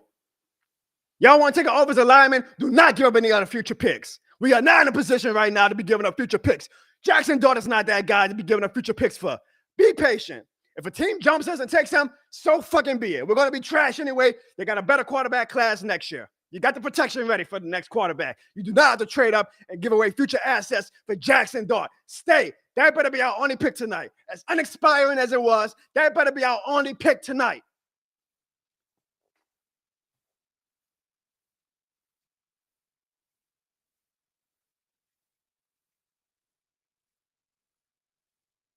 I mean, what? Are we going to go now as a fan base go watch the exciting highlights of Calvin Banks? No. No. All right, come on. It's not an exciting pick. So it's a solid pick. I'm sure Calvin is a great guy. I'm sure he's going to be a good pick. I'm going to give him an open book. I'm sure. I'm looking at the comments, y'all. I see y'all don't seem to be excited. Maybe this guy will be excited about the pick. I am bringing on now the Taysom Hill of the John Bourne Show. Y'all know him as the producer. Y'all know him as the moderator. Y'all know him as a co-host. I just know him as a damn good friend of mine. My best friend, actually. Give it up for Ziggy the Beast. Ziggy! Hold on. I'm sorry, Ziggy. Hold on. Let the people applause. All right. Ziggy, can you hear me? Yo, can you hear me, bro? I hear you great, Ziggy. Ziggy. So yet again, we take an offensive lineman. We take Calvin Banks, Ziggy. Calvin Banks from Texas. Shout out to him. Welcome to the This Shit More Than a Game Brotherhood. Is a New Orleans Saint. Fine, great, Ziggy. It's not inspiring. It's not exciting. Get me inspired, Ziggy. Make me feel better about this pick. Make me feel like I should be excited when I wake up tomorrow about the 2025 New Orleans Saints. I mean, they're looking at Shedeur Sanders right now in his little private party. I'm sure he's like, God damn, I wasn't good enough for the New Orleans Saints. So Lord knows he's probably not going to be the pick for us at any point in the future. But how do you feel about the pick, Ziggy? I'm actually cool with the pick, Jono. Of course you are, Ziggy. And of course everyone that's in the chat right now. Especially when Eric McCoy went down, we saw that the offensive line was struggling. Everyone always talked about Trevor Penning and everything like that. We have to beef up our line. So in order to do that, we have to draft, man. I mean, it was the right pick. A lot of people said they weren't sold on Shedeur Sanders. A lot of people said that they are not sold on Carr. Let's go with Rattler. So I mean, they did what y'all said we should do. I mean, I'm kind of confused. And I think, Jono, didn't you just come on, like, literally before we picked, you was like, I think we might draft a lineman. You called it. Jono tried to tell y'all. You literally said it. It's one you called it. You said, I think they might draft a lineman. I think you from a report you were hearing or something like that. So it's one thing, to say it, but you kind of have in the back of your mind, right? Like, oh no, they might surprise me and go with like a fun pick like Tyler Warren or somebody. Or the tight end Tyler Warren. Yeah, they didn't even do that, bro. They didn't even do that. I mean, Ziggy, I'm gonna be honest. If you look at the chat right now, nobody's hyped. Like Jackie says already, time to tank for Arch. Andre, and it's fancy because he got the E with the comment says offensive line is not your biggest issue. Miko, good friend of the show, Ziggy, he says, I'm tired. Mick Swagger thinks we're going to trade up. I hope we don't, Mick Swagger. There's no quarterback. There is no quarterback worth trading up. Please do not be stupid, Saints, to trade up. Hold on, Ziggy. Let's hear what the 49ers take with their next pick, and then we'll get back into the New Orleans Saints. So, Terry, for your sacrifices to defend our country's freedom.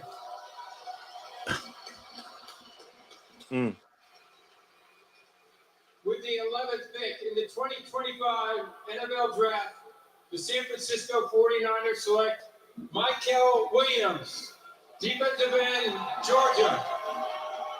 So the 49ers are adding some beef to their defensive line, and 49ers know how to make defensive line stars. So we'll see if Michael Williams is going to shine in San Francisco.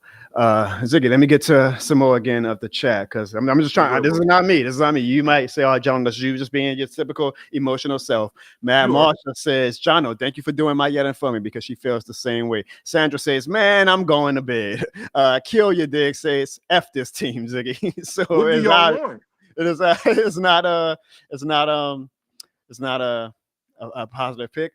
I guess Bruce Saint says from this, it seems like we're going to be shooting for Dart. Now, look, if Dart is there at pick number 40, Ziggy, Jackson Dart, yeah, fine, take him.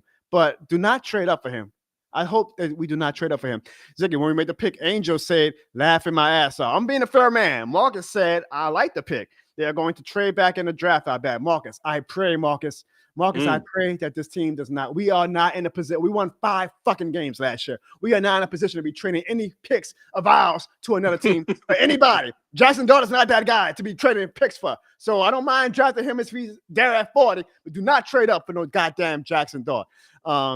The Pele Juski says, can we trade Trevor Penning for Tyler Warren?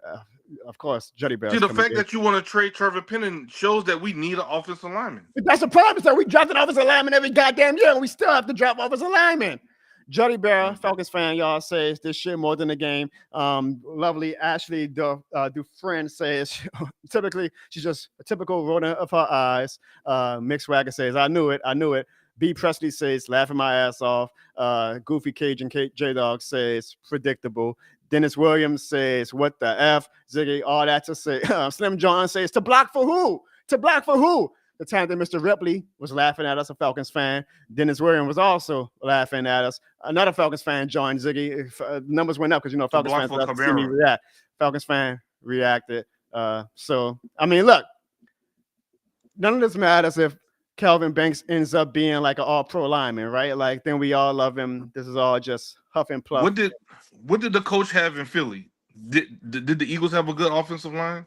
They had a great offensive line. They had a top 5 offensive line. Okay, so I think that's what the coach is trying to do, guys. Okay, what that means, though, you better be prepared, Ziggy, for an average-ass season next year. Who's to say we're gonna have an average season? I don't know, bro. We might surprise some people. Who at quarterback, Ziggy? Y'all said we could win with Rattler. I never said that. But the thing is, I thought we was giving the coach time to rebuild the team. We trying to win right now. You know what? What kind of season are we expecting from the Saints? That's what I'm trying to. By the way, the Dallas Cowboys just took Tyler Booker, guard out of Alabama. I'm sure Evan's going to come on the show and say how great he's the next great offensive guard in the NFL. In my John Barnes world, Ziggy, I'm just upset or disappointed because I guess I got content creator brain, and I'm like, man, I want an exciting pick that can rejuvenate me and this channel, rejuvenate the fan base. I am a proponent. I've told you before. Yeah, I am a proponent of building the lines both ways, defensive line and offensive line. But when you are as jilted as I currently am with this front office, and when your team is already picking offensive linemen and defensive linemen every goddamn draft since 2018, Ziggy. I don't know if you saw the tweet. Since 2018, besides Olave, we have taken defensive linemen and offensive linemen. You would think then we should be a top 5 offensive line, defensive line by 2025. And since 2018, we've been investing in this position, but we're not. We're not a top offensive line and defensive line. We're rebuilding, like you said. So it gets old to fans, Ziggy. It gets old to fans. Like, goddamn, we're still doing this. We've been doing this for the past 7 years, and it hasn't brought us jack shit. We're still doing this. So that's why I think fans are mad. We all know that Kelvin Banks might be a great player. I hope he is. We are all Kelvin Banks fans now. This is nothing against Kelvin Banks. It's not his fault that he plays offensive line, that he got drafted by a team that's been drafting offensive line since 2018. What we are mad is like it's the same song and dance every single year. We just want to be excited about the New Orleans Saints again. We want that same excitement and feeling that Drew Brees gave us, and we haven't had that since 2020, Ziggy. I don't know, bro. I want to go ahead and give flowers to our do Saints draft pick. I'm gonna go ahead and highlight this guy. Hey, go First ahead. team All SEC, won a Lombardi Award for the nation's top offensive line. Outland Trophy, top offensive line 2024. Finalist for the Joe Moore Award, nation's top offensive line. Shared the SEC Jacobs Blocking Trophy with LSU offensive. I mean, this dude is not a scrub. Why are y'all so upset? I just told you why. Multiple nation's top offensive. We just drafted the nation's top offensive line in the NCAA for 2024. Man, these screenplays we about to be running. Kamara's about to have the Red Sea parted for him with McCoy and this guy right here. Man, y'all not excited, bro? What y'all talking about? Like we ain't got Alvin Kamara in the backfield. This dude about to have the Red Sea parted for him, bro. When are you going to open your eyes? When are you going to start calling at the strange guy? Me and you have been blessed. How to I'm have more this excited platform. than y'all. Ziggy, I know, because I know you see it in the background. We got over 1,175 people watching right now. When are you going to grow some goddamn balls and call out this front office for their ineptitude? What? Because How am I doing that? the reason why Mickey Loomis feels so safe and secure, besides the fact that Gerald Benson is never going to goddamn do anything to him, because people like you are always trying to say, hey, give him the benefit of the doubt. They don't deserve the benefit of the doubt. We got a new coach. They don't. That's fine. I'm giving Kevin Moore a clean slate. I'm giving Joe Dumas with the Pelicans a clean slate. But I'm not going to keep giving this front office a clean slate because they have not done anything in the past 4 years since Drew Brees and Sean Payne was no longer able to put lipstick on the pig to give them a clean slate. I'm fine with you being optimistic or whatever, but goddamn, call the front office out. It's like you using this goddamn pick to say, hey, y'all, our front office is pretty good because you see, they want to invest in the offensive line. Trust the vision. Play the long game, huh? Ziggy, you've been telling us to play the long game since 2021. Since we started doing this show, you've been saying, play the long game, Saints fans. We're going to get there. Are you not tired of that? And then let's start it back a little bit. Let's start it back a little bit because you know I got connections, Ziggy. You know that this platform has allowed me connections and networks. And I go to you one-on-one and I say, Ziggy, this is what I am hearing about how bad our front office is being ran right now. And you treat like going one out the other ear. Are you doing it because you want to have something to have faith in? And you're like, I'm not listening to that channel. I want to enjoy my New Orleans Saints fandom. Or are you just afraid to call this goddamn front office? Option A. No, but everything you said is correct, John. I'm not disputing what you just said. You are correct, bro. But I am choosing to support Kelvin Banks Jr. To join our team, and I'm gonna support him. I support Kelvin Banks. I support everybody that puts on the black and gold. I support everybody. I am Kelvin Banks' biggest fan right now. This is not a rant against Kelvin Banks. This is a rant against the New Orleans Saints front office. I'm done with this front office. What would you have rather we pick? You said the tight end job. Tyler Warren. Yes, I want some excitement. I want to give people who watch this channel a reason to come on this channel. Ziggy, look at the goddamn stream numbers to pass by. Nobody's watching because nobody gives a damn about this team right now. Okay, but so why didn't the Bears pick Tyler Warren? They picked. I don't know what they got going on in Chicago. I don't give a damn what they got going on. If he was that good, why didn't he got going on in New Orleans, Louisiana? Love to Chicago. Do what the hell y'all got to do. I'm worrying about New Orleans. I'm no goddamn Chicago. Well, I'm just saying, if these guys were so good, why they ain't get picked up yet? Okay, Ziggy. Clearly, they know something we don't know. Should Joe Sanders still Did they know something we didn't know when they took Peyton Turner? Did they know something we didn't know when they took Marcus Davenport over Lamar Jackson? Did they know something we didn't know when they took Isaiah Foskey? Did they know something then? Did they know more than us then? Hey, sometimes things just don't work out, bro. Oh my God. Kelvin Banks, I will say this: like, I'm gonna welcome him into the Who That. The dude's a dog, bro. But that's fine. We thought, look, he better be a fucking hit. He better be a hit. Like, he better be a dog. Like you say, he better be a dog in the pros. He better be a Pro Bowl player. He better be a Pro Bowl player. With a top 10 pick, he better be a Pro Bowl player. Like, I don't want to be year 2, year 3, us asking him like we're asking about Trevor Penning. Is this the year he's going to put it together? He's got the tools. He's got the tools. You might come on the show. He's got the tools, y'all. We see what he does when he flashes. He's a great player when he flashes. Now, I don't want no goddamn flashes. I want the whole damn bright screen. I don't want no flashes. I want the screen bright 24/7. I want Kelvin Banks to be a Pro Bowler. Right away. Right away. Like Ramchek came in right away, was an all-pro. I want that with Kelvin Banks because we took a goddamn top 10 pick with him. That's what I want. That's what I expect. I'm going to demand excellence now. So some of the fans don't want to demand excellence like you. That's fair. I'm demanding excellence at this point from the players and the goddamn front office. Y'all take a player, offensive lineman with a top 10 pick, he better be a goddamn all-pro. He better be a goddamn all-pro. With his track record, it looks like he will be. I mean, everybody has a good track record in college. Everybody has. That's also a fair rebuttal as well.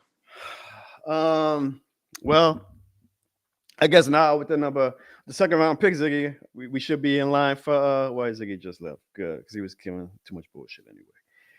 I guess we're in line now for a quarterback. All right, y'all. I guess I don't know what I want to do.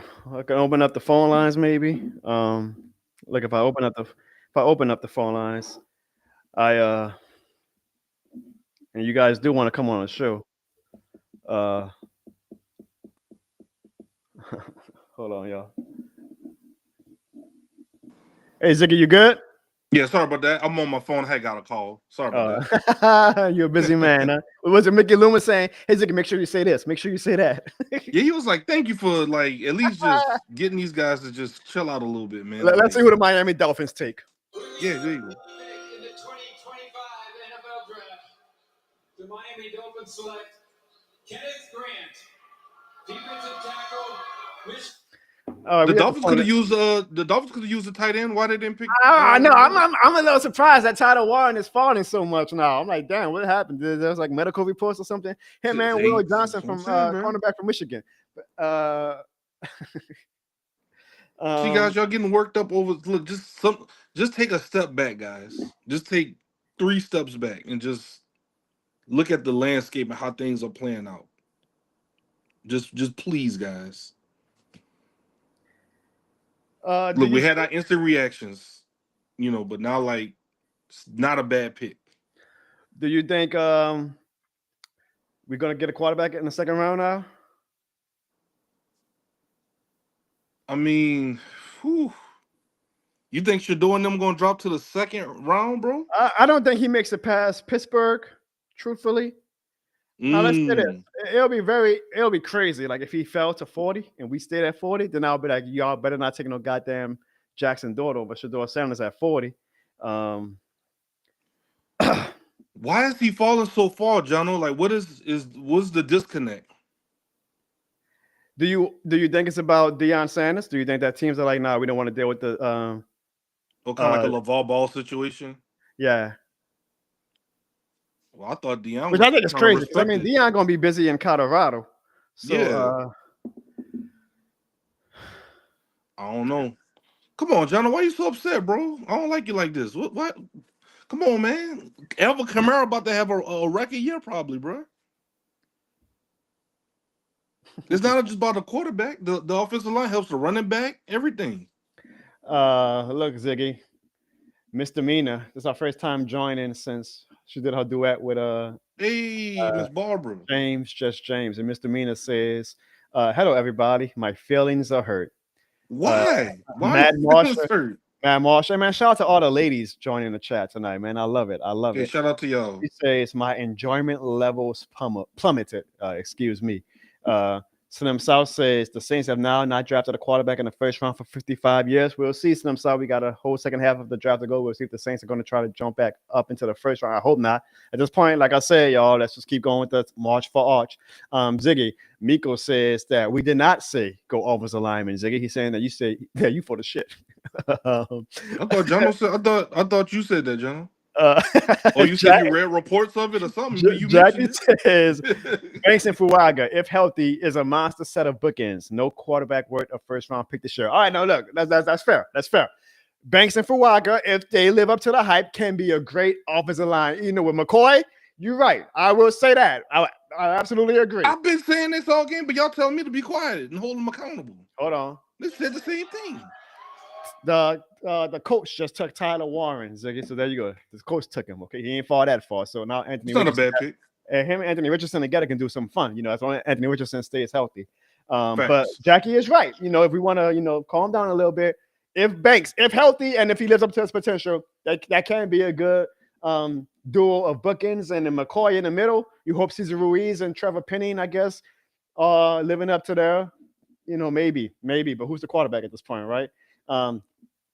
Easy doesn't say he is not mad. We knew we were not getting a splash player. You're right. Thank Easy. y'all. Thank y'all in the comments. Thank you. you said you got some people. I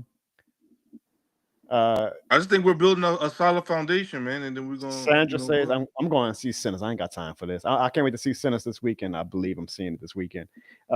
Yon Hitter says, "Wow, another pick. You can't make this shit up, Ziggy with the mad face." That's how other you can't make. You can't make this up, bro.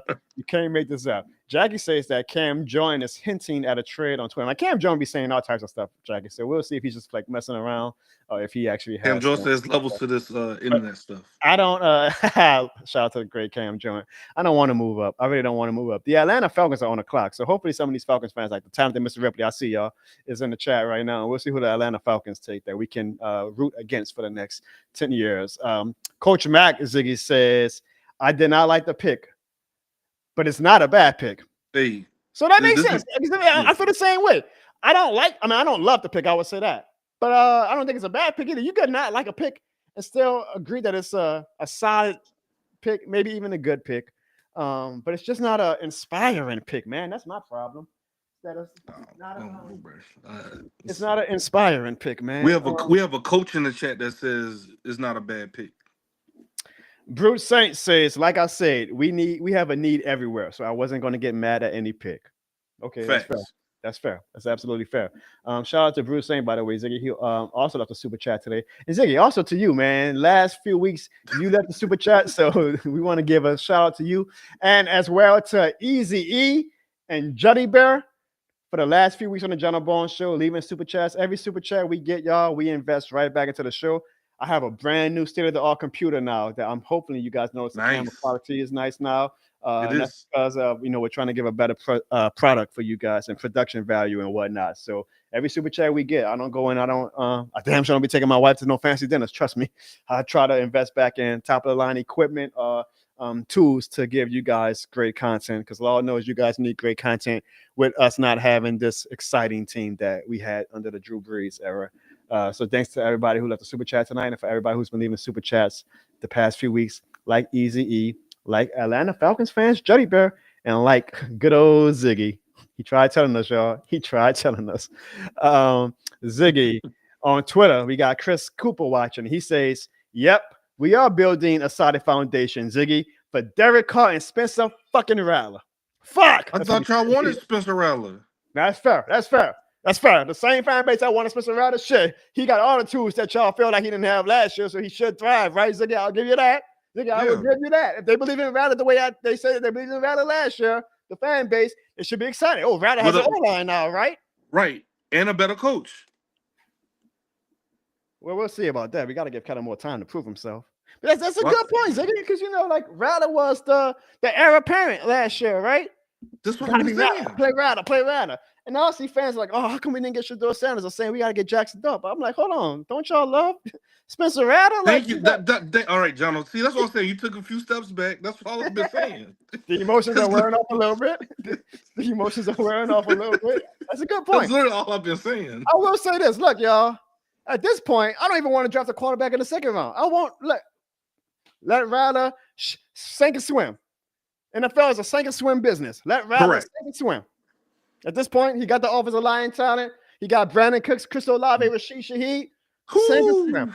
Got Kamara back there. No, I didn't say he had freaking Randy Moss, Chris Carter. I said he has. Boy, that's Chris Olave, Brandon Cooks, Shaheed. Bruh. Just go deep every play. So we'll see. I mean, if Rattler's the guy this year, if they still take a quarterback in the first round, if they move up, or if they take we have any news on how Shaheed's been recovering? Hold on, Chris, look at me like she look like she pissed off. You missed it. I'm sorry, like this is a kickback tonight. We ain't doing a professional show, so I'm just talking to my wife on the side. My dog is like me mugging the shit out of me. I don't know if she's like a Calvin Banks fan. She don't appreciate the way I was talking about Calvin Banks or what. But she looking at me hard, boy. He progress, Ziggy, has been going along very well. Actually, I forgot what reporter reported it a few weeks ago, but they say he's progressing along. He should be ready for training camp. So it's good to have Olave and Rashid Shaheed back next year. I still think we need a big body receiver, so hopefully we take one in the draft in these next few rounds. But we definitely got some speed, and we know that Spencer Rattler has the arm to get them the ball. Yeah, I do miss having like a Colston around, like you said, big body receiver. Yep. Big and we're not saying that we're gonna find a Colston in the game, but we're just saying like that big body guy. Kellen will even say you want your wide receiver core to be like a NBA lineup. You want you're gonna have a few small guys, but you want to have those big guys too, right? Like you want to have a little bit of a balance of variety inside your lineup at wide receiver. Yep. So I feel like we're definitely not done with wide receiver this offseason. And I would imagine that somebody, hopefully in the draft that we are targeting, but we damn sure won't be able to take our cream of the crop with the picks if we trade up in the first round, which is why we got to keep our goddamn picks, Ziggy. Yep. Stay at number 4. Stay number And we 4. still on a tight budget too, right? We no cap room. No I mean, the cap draft doesn't really count. Like the draft is Oh. kind of already built into the cap. So Yeah, I'm just that's talking it. about just in general, like the overarching I mean, our cap scenario is for the season. it's fine now because every year we get it back to like decent quality. Okay. But it's not that we got money to spend either, right? Like, so if we do get like a wide receiver in free agency, it's gonna be like a cheap $1-2 million. So that's okay. That's what I was getting at. Like if we Yeah, like had if we to, go to free agency route, we had the money to do it. And the yeah, that's what I draft was about to say. If we had the money to go get like a maybe not a top tier, but like that second tier receiver. Let me I'm trying to see right now that we made our pick. I'm trying to see like are there any reports about what the Saints might be doing on Twitter that can give us some hints of what we are going to do in the second round or possibly even tonight with the first round. I do see that the Saints, the NFL schedule is being released on May 14th, Ziggy. So that's going to be a fun show for us. We can see who the Saints are going to be playing. Well, we know who the Saints are going to be playing, but we got to see when and where the Saints are going to be playing. I see a lot of fans are unhappy on Twitter. And again, I don't think it's a thing about Calvin Banks. I think fans are just kind of like frustrated with not having any hope, I guess, or any excitement with the picks. Yeah, Dante. I'm not seeing any reports. I'm just looking to see if there's anybody reporting about us possibly trading, but no. Fletcher Mackel is still hoping that we take Jackson Dort, but I don't see any reports saying that we're trying to move up for him. I don't want to trade up, Ziggy. Ziggy, would you trade up? Like if a team called you and say, hey, our number 27 pick is for sale. Give us your second round pick and your second round pick next year. Second round. See, because I feel like this. I feel like for us to trade up in this first round again, now it's a late pick, right? So I would imagine that it shouldn't cost us a first round pick in 2026, but you never know because the team that's going to be trading us their pick has all the power. Like they can say, look, we can stay here and be comfortable. If y'all want this quarterback as bad as y'all obviously do to be calling us about trading up, y'all gonna give us a first round pick next year. Hold on, Ziggy. The Falcons are about to pick. I know we got some Falcons fans in the chat right now, like Ernest and the talented Mr. Ripley. So let's see who is going to be unfortunately burdened with the curse of having to put on those ugly ass red, white, and black colors and having to wear that atrocious logo and be a part of the horrible history that comes with being an Atlanta Falcon. Uh-oh. The top 20. Here's the commissioner with the Falcons selection. With the 15th pick in the 2025 NFL Draft, the Atlanta Falcons select Jalen Walker, defensive end, Georgia. No, Georgia Falcons. Okay.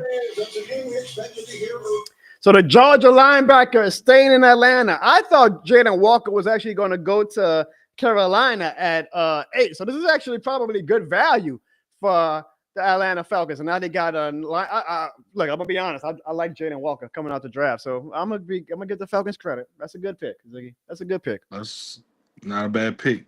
And that is the only time that I'm gonna ever give the Falcons a compliment because now I hope that Jalen Walker is a goddamn bust. I hope that he's even worse than Isaiah Foskey. I hope that I'm never wishing injury on anybody. I would never wish injury on anybody.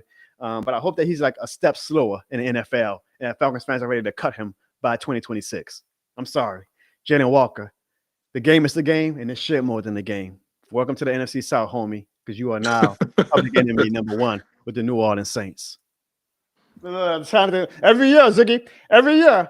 Oh, the Falcons fans excited. Oh, look at Talented Mr. Ripley. He's probably like, oh, we're back. The Falcons are back. The Falcons are back. We haven't heard this for the past 5 years. We're back. Watch out for those Atlanta Falcons this year. He's gonna be like, we got Michael Penix, we got a linebacker now who's gonna be able to get to the quarterback. Y'all ain't gonna be able to stop us. You know what, Ziggy? I bet you Calvin Bates can stop Jalen Walker now, huh? You see? Hey. 2 steps ahead. The Saints are 2 steps ahead. So Jalen Walker goes to the Atlanta Falcons. What you think about some of these names, John? I'm pulling up NFL free agents right now. We just talking about like wide receivers. Yep. You got Keenan Allen, Amari Cooper, DJ Chark, Jamison Crowder, Allen Robinson, Cooper and Robert Woods, and Allen, Keenan Allen. Those would be nice little 1-year flyers, right? Like they're not obviously in their prime anymore, but just to again give us a big body at receiver. Now, granted, again, I'm not expecting whoever we sign at this point to be a big impact guy. They'll probably be like when we got Emmanuel Sanders in the twilight of his career, right? Like a good player wasn't at his prime anymore, but was still Mhm. valuable to us to give us a few big plays. Yep. And We Drew's never. able to make use I mean, of that's it. Drew. It's Drew. We I'm tried. about to say it's true. We tried telling him about Drew. But yeah, I wouldn't mind that for cheap too. For for it'd probably be like about $1 million or $2 million contract. I wouldn't mind one of those guys. Yeah, I was just kind of looking at what I guess according to this website, current available free agents. But I thought Amari Cooper was gonna probably be hanging around Buffalo, but I guess not. A lot of Saints fans are mad that Willie Green was in the war room. A This lot man just can't. of I kind of missed it because I was too busy being emotional. They said Calvin Banks' kid actually spit on him while he was celebrating. So that's a cute moment. That's cute. I'm about to be a dad, so I'm like, oh, that's probably a nice little fun Mhm. moment. Again, to Calvin Banks, if his family might wind up seeing this clip, because I'm going to clip it and put it on social media and whatnot. Be like, look at you. My reaction was not indictment on Calvin Banks. My reaction was not, oh man, I think Calvin Banks is going to be a bust or anything like that. It was more of an indictment on the state of the New Orleans Saints and just my lack of faith right now in that goddamn front office, and just because it isn't an exciting pick for me as a content creator and as a fan. We're not going to be like, oh man, we can't wait till preseason to see Calvin Banks in action. Nobody's going to be like, oh man, I can't wait to go buy a Calvin Banks jersey. What about this? I don't know. I might buy Calvin Banks. Y'all want to hear this stat? I can't make this up. This is on NFL.com. Banks allowed 1 sack in each of his last 2 seasons and anchored one of the top passing blocking units in the country. 1 sack, bro. Come on now, like we can't be upset about this. I think that's a good pick. Just like Coach Mack said in the chat. Shout out to Coach Mack. He a coach, he gets it. He's not exciting as the Falcons fans are a lot more excited today. They got Jalen Walker. They drafted a quarterback I'll give them, the Falcons fans, this. They have hope. They have more hope than us right now. Like they have exciting picks and picks that actually y'all gonna have to blitz the entire defense. Y'all trying to get to the quarterback, bro. Like, look, you see talented Mr. Ripley's. I guess it's gonna be. They're not swag surfing anymore. They're doing the balling. Yeah, Jim Jones. They're doing Jim Jones now. You say, all right, sorry, swag surfing. That was a jinx to us. And Juddy Barrel says, Jalen Walker, y'all ass is grass. Well, first off, Juddy Barrel, we got Calvin Banks to put Jalen Walker on his ass. All right, see, even though I do know it was a pretty good pick, I'm not gonna give him credit because hell with that. After Falcons, remember that. This shit more than the game commandment number 283. It's always fuck the Falcons. Bruce Saints said it's like Banks and Campbell were neck and neck in value. So that's interesting because I had a lot of like Will Campbell would have been somebody I actually would have been excited for, probably because he went to LSU, Ziggy. So that would have been a guy I would have been happy with, but he went number 4 to the Patriots. So I guess if I want to make myself feel better about what Bruce Saints is saying is that the Saints had Calvin Banks ranked just as high as the number 4 overall pick, Will Campbell, which would make you think that Calvin Banks is going to be a good player. So I'll take that. I'll take that, Bruce Saints. There you go, John. There you go, John. John coming around. The Arizona Cardinals select Walter Nolan, defensive tackle, Mississippi. Walter Nolan, defensive tackle from Ole Miss, is the 16th pick for the Arizona Cardinals. We have officially reached the halfway point of the NFL draft. I'm kind of just staying on Ziggy to kind of see, staying tuned to see if we trade back into the first round. Ziggy, how much time do you have tonight? I got you, bro. I'm hanging out with y'all, bro. I'm gonna do this again. I'm gonna see if any fans want to come on the show. Juddy Bear, you say keep that same energy. I'm about to keep that same damn energy. I am going to let you guys come on to the show right now. Look at my setup now. Ziggy, I got like so many different things. Ziggy, I want to show you something right quick. Hold on, let me see if I can show you. I got a brand new 98-inch TV, Ziggy. So even though the Saints are gonna piss me off, what? At least let me show you my setup right quick, Ziggy. I'm gonna try to do this the best that I can without messing up the. Y'all heard what he said, Chad? Did he say 98? That was a super chat, Sean. That was my own damn money. I'm broke. All right, hold on, Ziggy. I'm trying to go slow. Look at that, Ziggy. Look at that TV, boy. I can't lie. That's nice. That's nice, huh?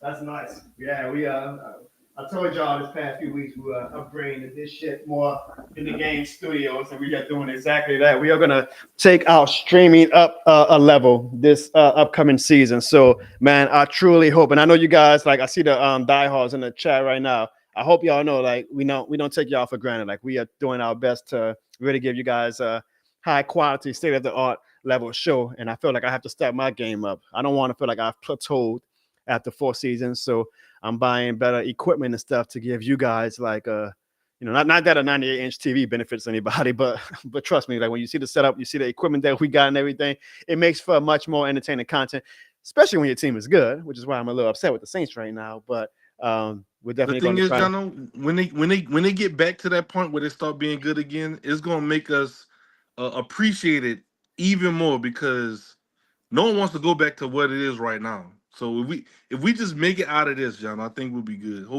it's like Hopefully it'll be soon, bro. we've been I'm waiting. holding out hope. We've been waiting. We've been waiting longer than the Falcons been waiting for a Super Bowl ring at this point. But Oh yeah, my God. we'll try. We'll try. Look, I'm gonna open up the phone lines to if anybody wants to join Juddy Bell. You say keep that same energy. This is me keeping that same energy. If anybody wants to join the chat, go on the YouTube chat right now. It is the top pinned comment. Click that link. You do not need your camera on. In fact, we would prefer you not have your camera on. We probably will not actually have you allow your camera to be on because we want to make this like a call line. But if you guys want to let your voices be heard after the Saints take Calvin Banks with the number 9 overall pick, or if you want to talk about more NFL draft picks for a little bit, the phone lines are open and we are welcoming you guys to come on. Come on now. I want y'all to make y'all voices heard. All right. I actually might put this on Twitter too. Now that's going to be a bit of a risk opening it up to my 12,000 people on Twitter. But Anthony LaFleur says, what's going on, Jono? Who did the Saints pick with their first pick?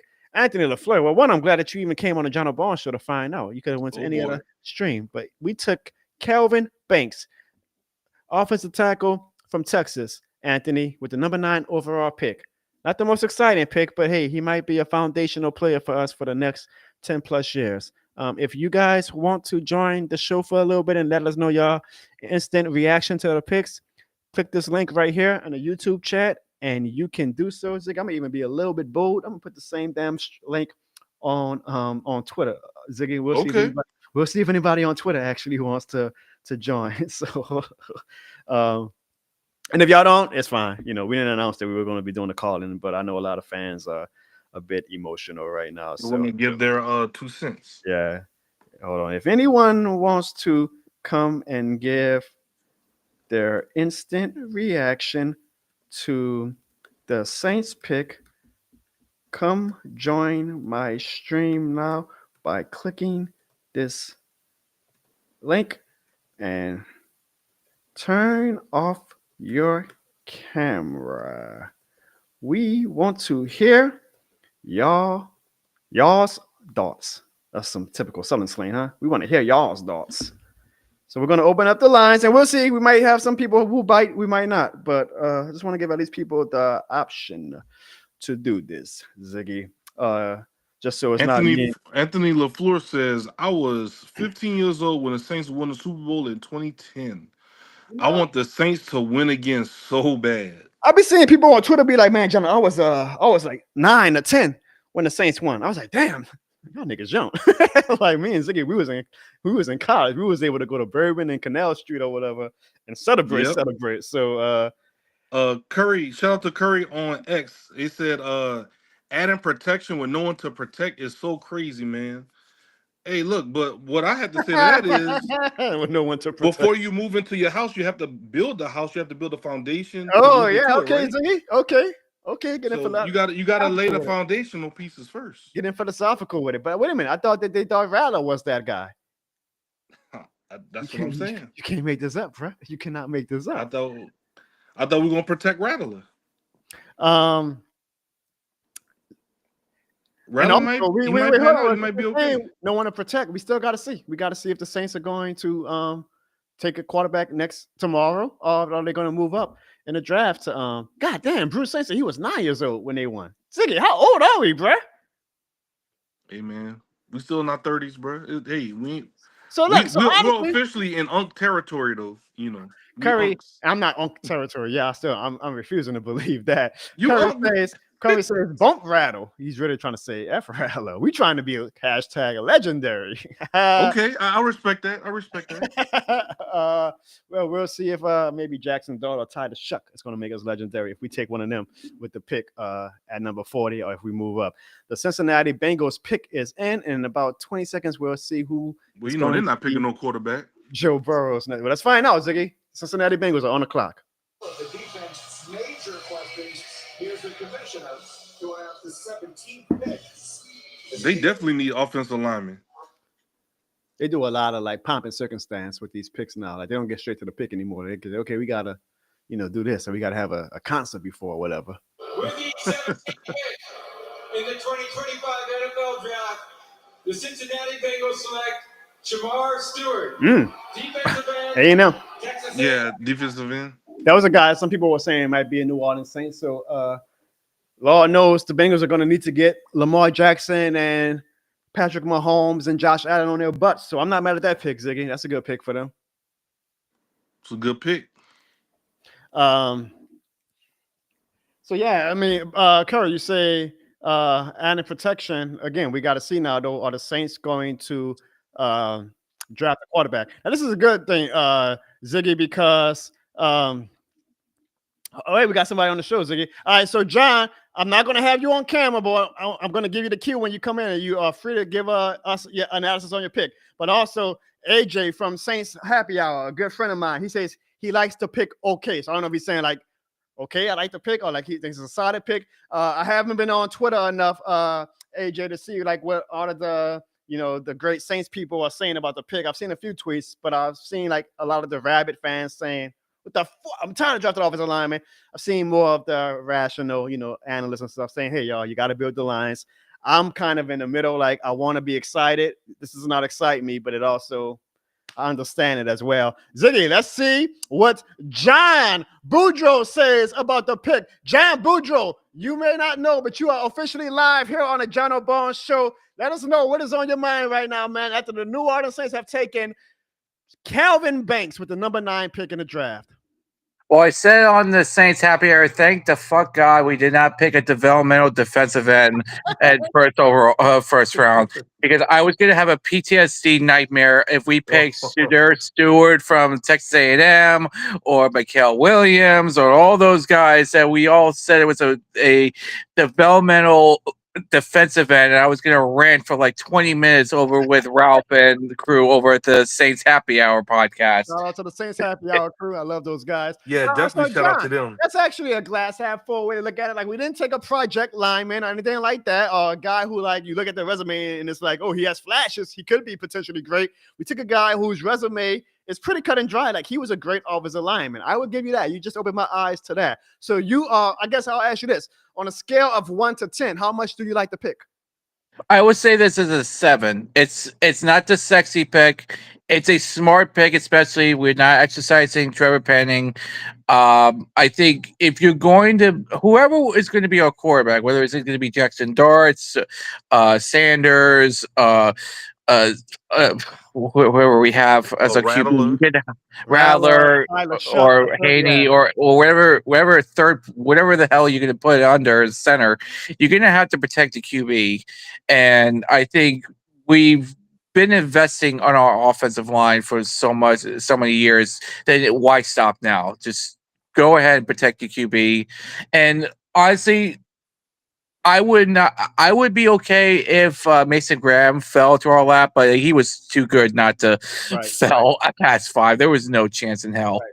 So, John, you need to call more. I like you. You got straight to the point. Yeah, John. This is the type of call that we're looking for, John. So, hey, man, can you make us a promise that when we do open the phone lines in the future on this show that you will try your best, given your availability to be a regular caller on the show? I will try to, but I will say this: if they do so much as pick just give me RJ Harvey for the rest of. If you give me RJ Harvey from UCF in the draft, you will get a call back from me because I'm from Florida. I know RJ Harvey from UCF. Oh, yeah, he's a beast running back. Hope to God they pick him. Like I tried so hard for last year to have the Saints pick that guy from for the Rams in the second rounder that they picked. Fuck, there was a defensive tackle that I liked, but I know. I'm drawing a blank too. I would. Do you think we take a quarterback with this next pick at 40? Do you think we take a quarterback? If we trade up, yes. At 40, probably not. Oh, really? I think So you think the only way we take a quarterback is if we trade up at this point now? Yeah, because if the Giants in Cleveland are ahead of us, there goes our QBs. Like I think Jackson Dart and Sanders are the only two that I can think of as like competent QBs that the Saints will probably take and maybe trade up. If not, don't even bother. I'm not sold on Show. I'm not sold on anyone else. Just either the last two, Sanders or Dart. Either those two. Okay. You know, I actually heard from my hold on, John. Let me hear the Seahawks pick right quick. In the 2025 NFL Draft, the Seattle Seahawks select Gray Zabel, guard, North Dakota State. Great Zabel. Jesus, another guard. Great Zabel from North Dakota State. That would have been fun. John, I actually, you know, I'm not saying I'm a inside or anything, but I actually had some intel that the Saints are actually pretty high on Tyler Shuck. So do not be surprised if he ends up being a New Orleans Saint. Oh, Jesus Christ. I'm not trying to report it. I'm just saying, you know, open the possibility in your mind to that could be a possibility. I think that we did a Patreon mock draft and we didn't pick fucking quarterback last time. We do not need this shit here. Come on.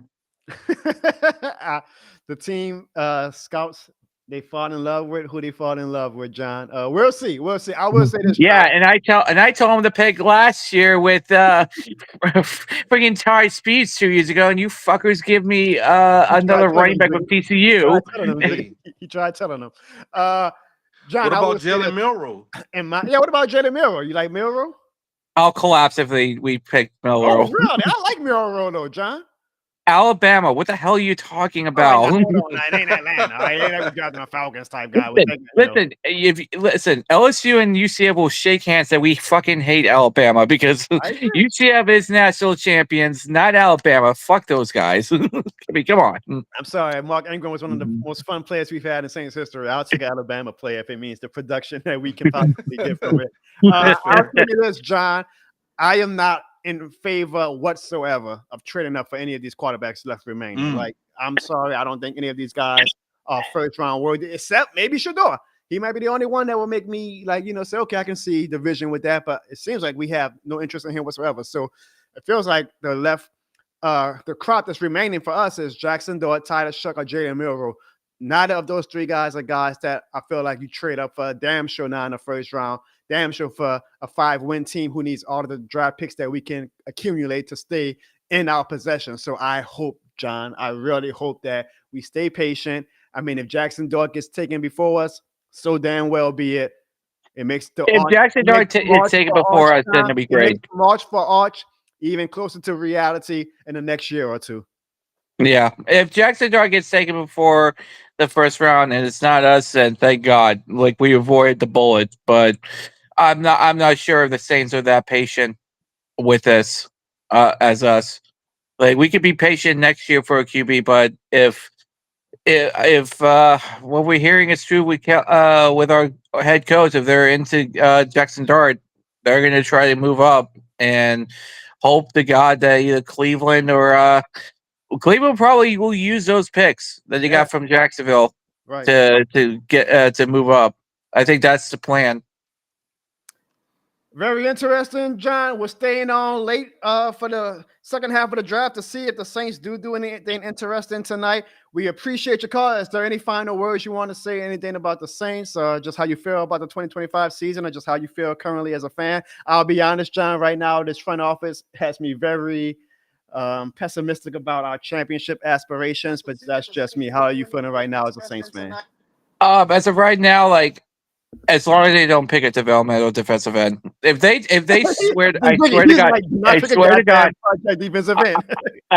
God, if they trade up and I hear defensive end and it's a developmental, I will call back here and you will hear me rant for the next 10 minutes uninterrupted. Like, this is not, I'm serious about this. I'm done with these developmental projects. just get someone that is a sure. Oh, fuck it. Trade the rest of your picks to get Trey Henderson back. Like, right the wrong. Trey Hendrickson. Hey, I ain't mad at it. John, you are a simple man. You say, as long as they do not draft a project player, you are a happy customer. We appreciate you, John. Thank you so much for joining the call. Do not be a stranger, John. These are the type of calls that we want. So thank you, my man. All right, who dat for life? You already know. And hey, hold on, John. This shit more than the game, actually. Well, I know, but always who dat for life. All right, I'm just making sure. Just making sure. I appreciate you, John. Thank you so much for joining our show. That was great, Ziggy. That was great. That's the type of call to say. Yeah, he was a fun call. I like that guy. He's pretty cool. That's what I want. You know, if you're watching the show right now, when you do call the show, man, look, man, be entertaining, get to your point, be passionate, right? Like, you know, I'm not calling anybody out or anything, but I don't want to call some people like, yeah, so you know, who that? And hopefully we're good. No, man, I want you to have a take. I want you to have a take, and I want you to be passionate about it. That man came on guns a-blazing, saying, fuck that. We ain't draft a project player. This guy at least has a resume to his name. So be it. So I like that call. Thanks again to John. Now, Ziggy, I'm excited about this one, man. I'm excited about this one.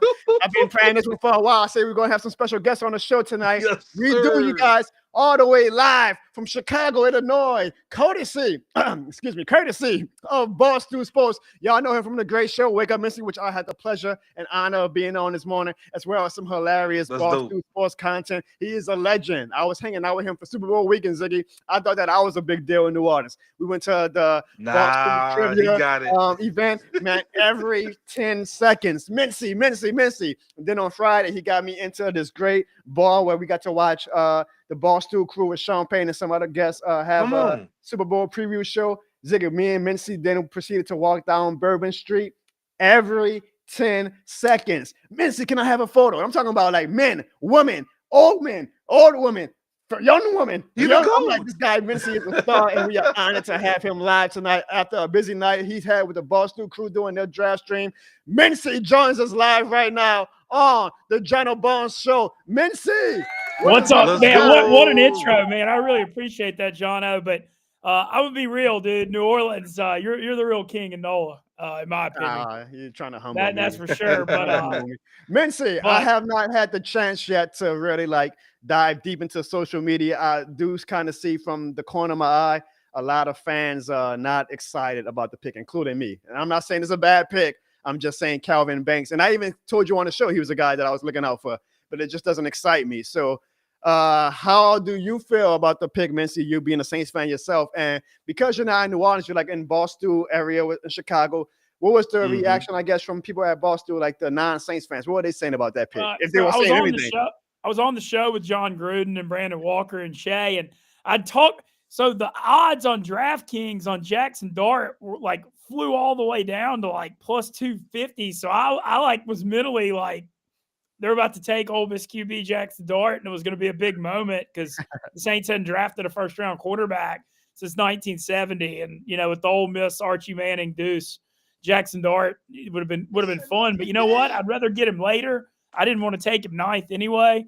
The Kelvin Banks thing, look, man, you know, I think everybody's tired of the Saints taking O-lineman first round because they've done it like a million times, and everybody's jaded from Trevor Penning being a bust. But having said all that, look, Flagga and Banks on your tackles, building going forward. I mean, it makes sense. Kellen Moore coming from Philly and Dallas, two places to put a huge premium on the offensive line. I mean, I get the logic. It's just not going to really get fans excited. I think what's going to determine Saints fans' real reaction is what happens at the quarterback position. And Cam Jordan tweeted out, you know, more to come in the first round, like kind of hinting that the Saints might trade back up late first round. But I think we're all watching what happens at the quarterback position. The Banks thing, yeah, it's a little boring, but he had the highest pass block grade in college football the last few years. He's athletic. I mean, it makes sense.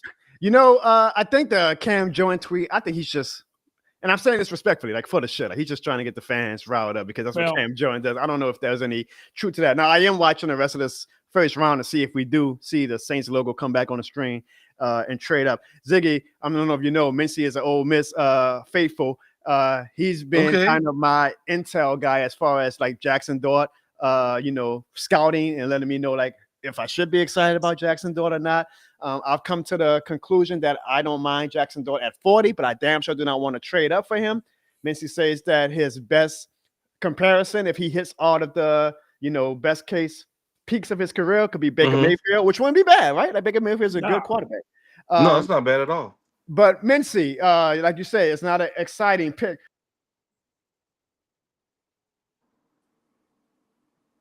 We lose Jono.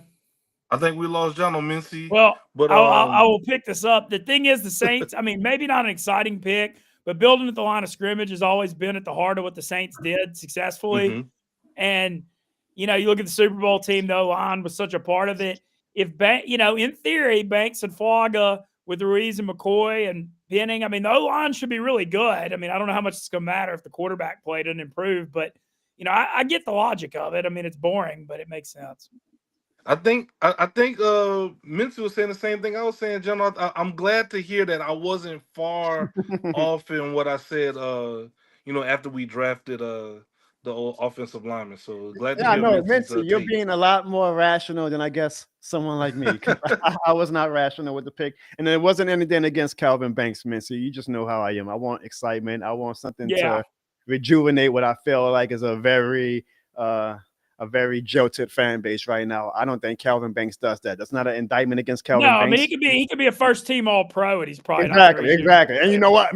He better be. He better be as a top 10 pick. He better be. Maybe not, right away, but I don't want no player in 2027, 2028. We're saying, oh man, hopefully this is the year that Calvin Banks puts it together. No, I want him from the beginning to have that Ryan Ramczyk type career start where he came in and right away you were like, this guy is a force. We already know from day one he can be a stalwart to our offensive line. So I'm demanding excellence from him from day one. I'm not saying he's got to be an All-Pro rookie year, but he better be damn good with a top 10 pick. And given what we also had on the board to possibly take in a draft, he better be a damn good player, man. That's all I got to say about that. I think my thing with it, why you're mad and I think it's fair, is this whole thing's because of how bad Mickey Loomis blew the Trevor Penning thing a few years ago. He traded that first-round pick from the next year that ended up being the 8th overall pick, that the freaking Eagles got Jalen Carter, who should have been the number 1 overall pick, who's one of the best D linemen in the NFL. The Saints burned what that would have been that pick for Trevor Penning, who they just didn't pick up his 5th-year option. I mean, I guess he's like an okay right tackle at best. And so the problem is that the Saints are still burning first-round picks years later, trying to correct that damn mistake, which is one of the worst trades in NFL history. Mincy, so I think maybe that's part of why you're mad. It is, because look, since 2018, we have drafted defensive or offensive linemen in the first round since 2018, besides Olave. And even still that year, we took Trevor Penning in the first round. We have essentially drafted a lineman in the first round since 2018. So if you have started since 2018, essentially investing in your lines on both sides, then by 2025, your line should be top 5 already. You shouldn't even be still investing. You should be like, okay, these are, luxury picks now. Our lines are solidified because since 2018, we've been building. I have no faith in this team to find these superstar picks because they've given me no data since 2018 to show me that they are trustworthy enough. So when you eventually see my reaction to the pick when it happened, people might be like, oh, he's mad that they took Calvin Banks. I'm not mad at the Calvin Banks pick in a vacuum. I'm mad because I just don't have any trust in this front office right now. Mincy, and I told you this privately how much I have lack of faith in them right now. Yeah, no, I should have said. They're giving me no reason to be excited. Like it's more of the circumstance than the actual result, Well, yeah, when I look at the whole Saints franchise as a whole right now, I have the same concerns about the front office stuff. The thing that I'm trying to be excited about is I like Kellen Moore's staff. I really think he came in and put together a good staff. I like the Doug Nussmeier hire. I really like Brandon Staley, defensive coordinator. I think Scott Tolzien's a really good quarterback coach. So I'm hoping that is a reason to get excited. But, I have a lot of questions too. Mitch, do you think we should go after Dart hard, or do you think we should just be patient at this point and wait? I wouldn't mind getting late first, but and hold on, Ziggy, he's an Ole Miss faithful. So if he's saying this as an Ole Miss faithful, why would I want the team to draft up for Jackson Dart? I mean, a guy who is a very fair point. Ole Miss tried and true. Ole Miss red and blue. That's Mincy. No, I want to trade up for him. I mean, dude broke all the Ole Miss records. He's tough. He's mobile. So you saying you would trade up for him? No, I'd trade up for him late first round. Yeah, I'd move up. I misheard you. No, late first round. I would. I don't want to mortgage the entire future on it, but I think if you move up from 40 to like 29 and give up, don't give up next year's first round pick. That's what I don't want to do. But then I feel like then that means at minimum you're giving up next year's second round pick. I don't think we're going to be good next year. I don't think we're going to be good next year. So why am I giving up like a pick that could be top 35 next year? I know you want the Archman thing. See, I'd heard all this stuff from my sources, and I usually have really good sources with stuff. You do. And man, they say that the Saints are in love with Tyler Show, the Louisville quarterback. Oh God, that's what I know. My guy that I trust on everything Ole Miss and Saints, he's usually right. He said the Saints love Tyler Show, and that's who they're going to take. And I think that at 40th overall makes sense.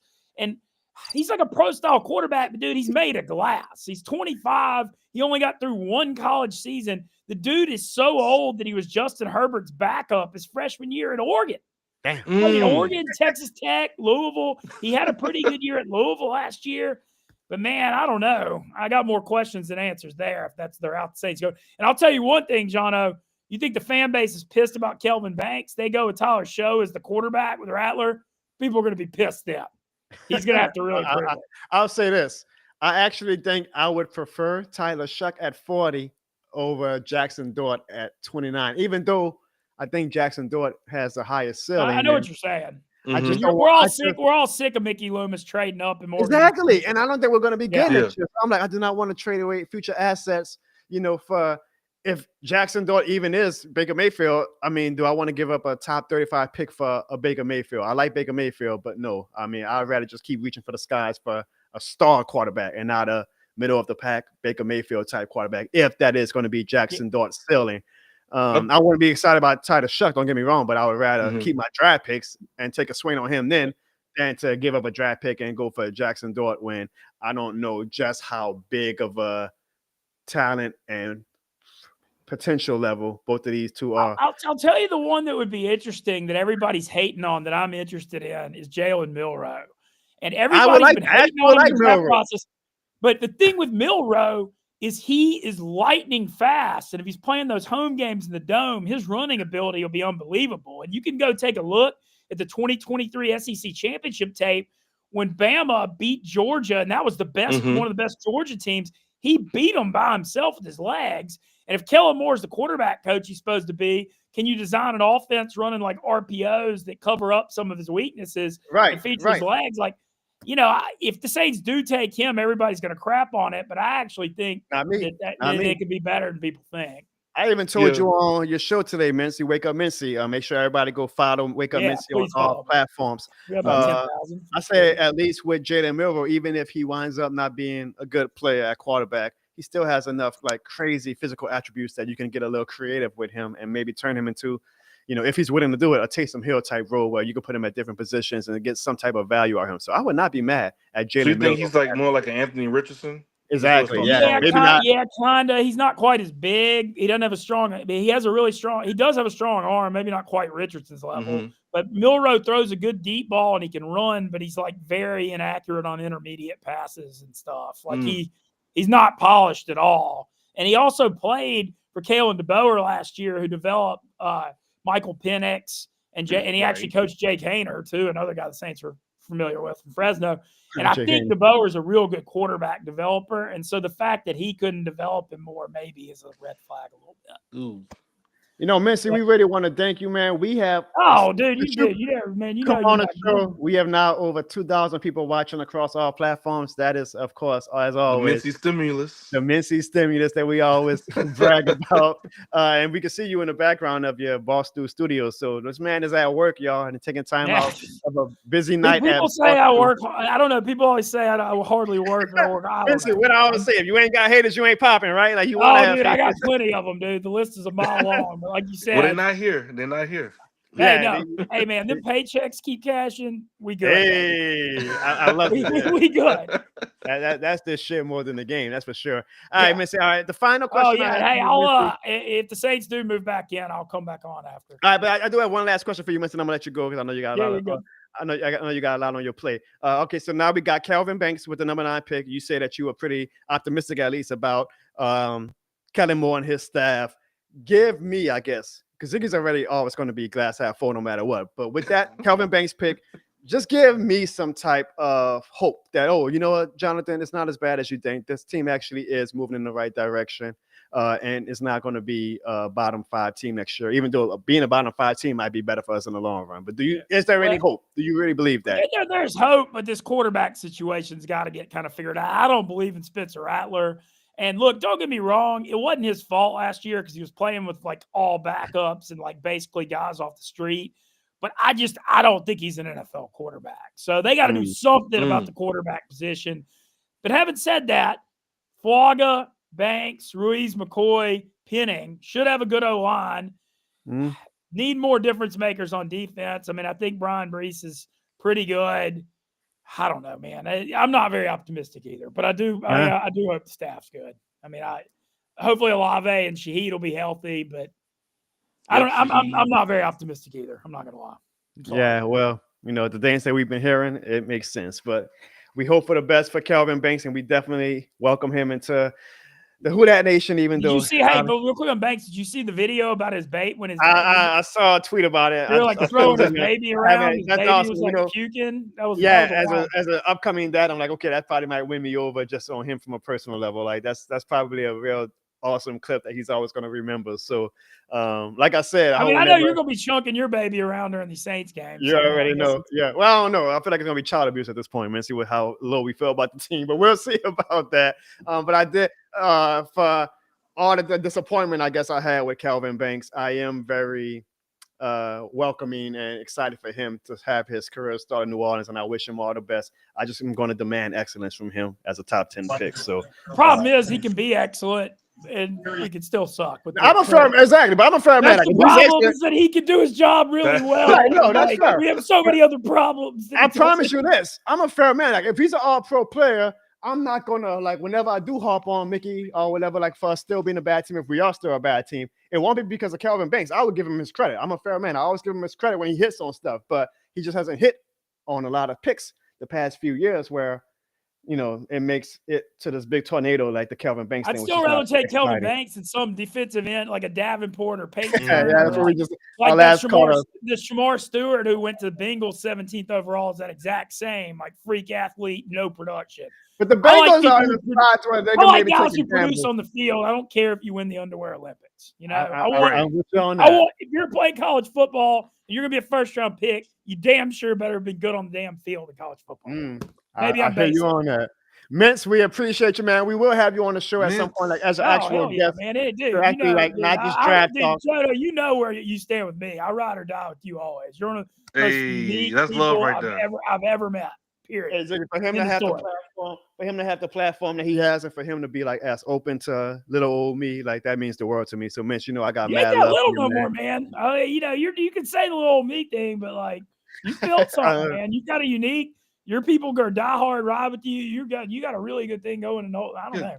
I tell him the same thing. Means he don't take it from me. He don't listen to me. No, he's right. I do need to hear that sometimes. So that means the world to me, Miss, especially coming from the huge platform you have. Yeah. But even content aside, just our friendship, our genuine friendship. I'm an energy guy. I always feel how my energy matches with somebody else to know if I feel like that person is a good person or not. We've been friends for about 3 years now. You're a damn good person, a damn good friend. I value you. I thank you, my man. Thanks for joining us on this very busy night, man. I will hit you up after this draft, man. Sounds good. Last shout out Will Campbell, Monroe, Louisiana. Good to see a Monroe guy going top 5. That's pretty cool. Yeah, I know his family is from a good family. It's great to see, you know. I love it. I love it, man. Thank you. Yes, indeed. Shout out to Will Campbell. He's in the AFC, so we can cheer for him. So shout out to Will Campbell. Shout out to you, man. Give everybody at Barstool my best wishes, my guy. I'll talk to you later. Take it easy, bud. Thank you. Yes, sir. That was Mincy from Barstool, guys. Wow, how awesome was that to have Mincy from Barstool? Hey, man. Hey, you know, we might be small potatoes, Ziggy, but you put us in a big mashed potato pot. we gonna rise to the top. Does that make any sense? Probably not, but it came at the top of my head. But the thing is, Jono, I knew what you meant. Thank you. As long as people see the vision. As long as people see the vision. We have another call on the show. So what picks have we missed so far, Jono? Actually, you know what, Ziggy, that is fair. Because this is a draft reaction show. It's not just a Saints show. So before we get to our next caller, let me recap the draft picks that were made while we have been kind of talking the past. I must say when Mincy get on, look, man, I'm talking to Mincy right now. Full attention, huh? All right. So after the Falcons took Jaden Walker, the Cardinals took Walter Nolan, defensive tackle of Ole Miss. The Bengals took Shamar Stewart, edge rusher at Texas A&M. Now, a lot of people think that he's a project defensive end, but I kind of think the Bengals are in a position where they can take a gamble because they're already like close to, that threshold of being great, and they just can afford it. The Seahawks took Greg Zabel of North Dakota State at offensive guard. The Buccaneers, and this is what we need to pay attention to, they took Emeka Egbuka. I hope I'm saying his name right. Wide receiver of Ohio State. I will say this. Ohio State always comes through at wide receiver. So I got my eye on this kid now because Ohio State, if they do one thing, they produce great wide receivers. I will also say this. Of all the NFC South teams, we definitely had the most boring pick. I mean, the Panthers got Ted McMillan, the Falcons got Jaden Walker, the Bucks got Emeka Egbuka, and we got an offensive lineman. But whatever. You got to build your lines. I hear what you were saying. I hear what Mincy's saying. I get it. Don't take what I'm saying. Take what Mincy was saying. Hey, I value Y'all your don't opinion. listen to me. I value your opinion just as much, Ziggy. Don't even thought. The Denver Broncos took Jahdae Barron, cornerback out of Texas. And so the Pittsburgh Steelers, this is actually interesting. They just took Derek Harmon, defensive tackle out of Oregon, which means, Ziggy, Shedeur Sanders might not get taken tonight. Wow. They're showing Shedeur Sanders right now. He's on his phone. He doesn't look like he's in the best of moods. I can totally understand. Shedeur Sanders, Ziggy, is officially in a free fall. So we will see if a team trades up for Shedeur or how far back he falls. I don't think he makes it past Cleveland tomorrow if he doesn't make it out the first round, but that's going to be interesting. Now, if the Saints are going to trade up for a quarterback, I think Shedeur is the best one available over all of them, but we'll see. So that's definitely the big storyline now is what's going on with Shedeur Sanders. What do we trade to get him? When you say when people always say trade up to get him, like what do you think we would trade if of course if this were to be? I think at minimum now a second round pick is going to be the minimum. Okay, right? Minimum. Now maybe we get real desperate and give a first round, but at this point, it's got to be at least a second round pick of next year. I'm talking about, and your second round pick this year. And I just don't think that we are in a position to do that because of the I can't be more excited to be joining. Look at this. Kelvin Banks Jr. made a statement already. Well, I mean, Ziggy, that's protocol for everybody. No, it ain't. This man said he can't wait. All right, he can't wait to hit the field. Let's see what J-Dog thinks about the pick. J-Dog, you are live on the John O'Bourne Show, my man. How are you? J-Dog, you live. J-Dog, going once. J-Dog, you are now live on the John O'Bourne Show where this shit is more than the game. J-Dog, what's up? Right, you hear me? Yes, there you go. I hear you. What's going on, J-Dog? How you feel about the pick? Man, I'm kind of disappointed a little bit. I thought I thought really we were going after a quarterback or the tight end, Tyler Warden. But, man, I put so much hype into this, right? I put so much build up.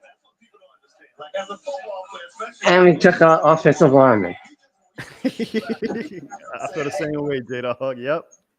I'm like, I got hyped up over a freaking offensive lineman. J-Dog, are you like me? Well, you're not mad at Kelvin Banks, right? Like you think Kelvin Banks can be a good player, right? No. I think he's a good pick. But you just wanted something more exciting. What? Oh, I'm sorry. I'll let J-Dog get to his personal stuff. Ziggy, is that not what what I've been saying about the fan base? Like they wanted something just more exciting, right? Like it's nothing against Kelvin Banks. It's just that it's kind of uninspiring when you've already been taking offensive linemen and defensive linemen. I'm looking at clips of this dude, bro. This dude is getting to the second level opening up Red Sea. Like, this is ridiculous, bro. Like, how can You know y'all what not I'll be do, excited? Ziggy? I know Alvin Kamara is excited to get ready to get the ball handed off to him, brother, to run some touchdowns for us. You know what I'll do, Ziggy? I'm gonna actually hit up McCoy, and I'm gonna say, McCoy, what's your opinion about this pick? And I'm sure McCoy's gonna be Like I excited. said earlier, he's gonna be excited. I'm gonna ask him. I'm not gonna ask him tonight. I'm probably ask him tomorrow, and I'll let you know, and I'll let the show know if he gives me the okay on how he feels about the pick. But because we literally have a Pro Bowl offensive lineman like in our network, so we will be remiss, right, to not ask him how he feels about the offensive lineman pick, right? Well, look, I just want to know your thoughts. Just you Yeah, know. exactly. That would be a disservice to our fans. So to all of the people who are true to the General Bones channel, we'll get Eric McCoy's thoughts, and maybe on our next show, I think next Tuesday, we'll let y'all know what Eric McCoy said. All right, we're gonna bring back J Dog onto the show. J Dog, are you back? Yes, sir. I'm back. What's up? All right. So here's a question for you, J Dog. As we get to the later round, late picks of this round, what do you think with the Saints do now? Do you think that we stay at 40 and wait for a quarterback, or do you think we're gonna be a little bit antsy and move up and try to draft? I think we might stay at 40. Okay. To Do be you think honest with you. is there a quarterback you have in mind at 40? I think so. I got a quarterback at 40, I think. Which You know? quarterback? Depending if Shedeur Sanders is taken or I would go with Jackson Dart.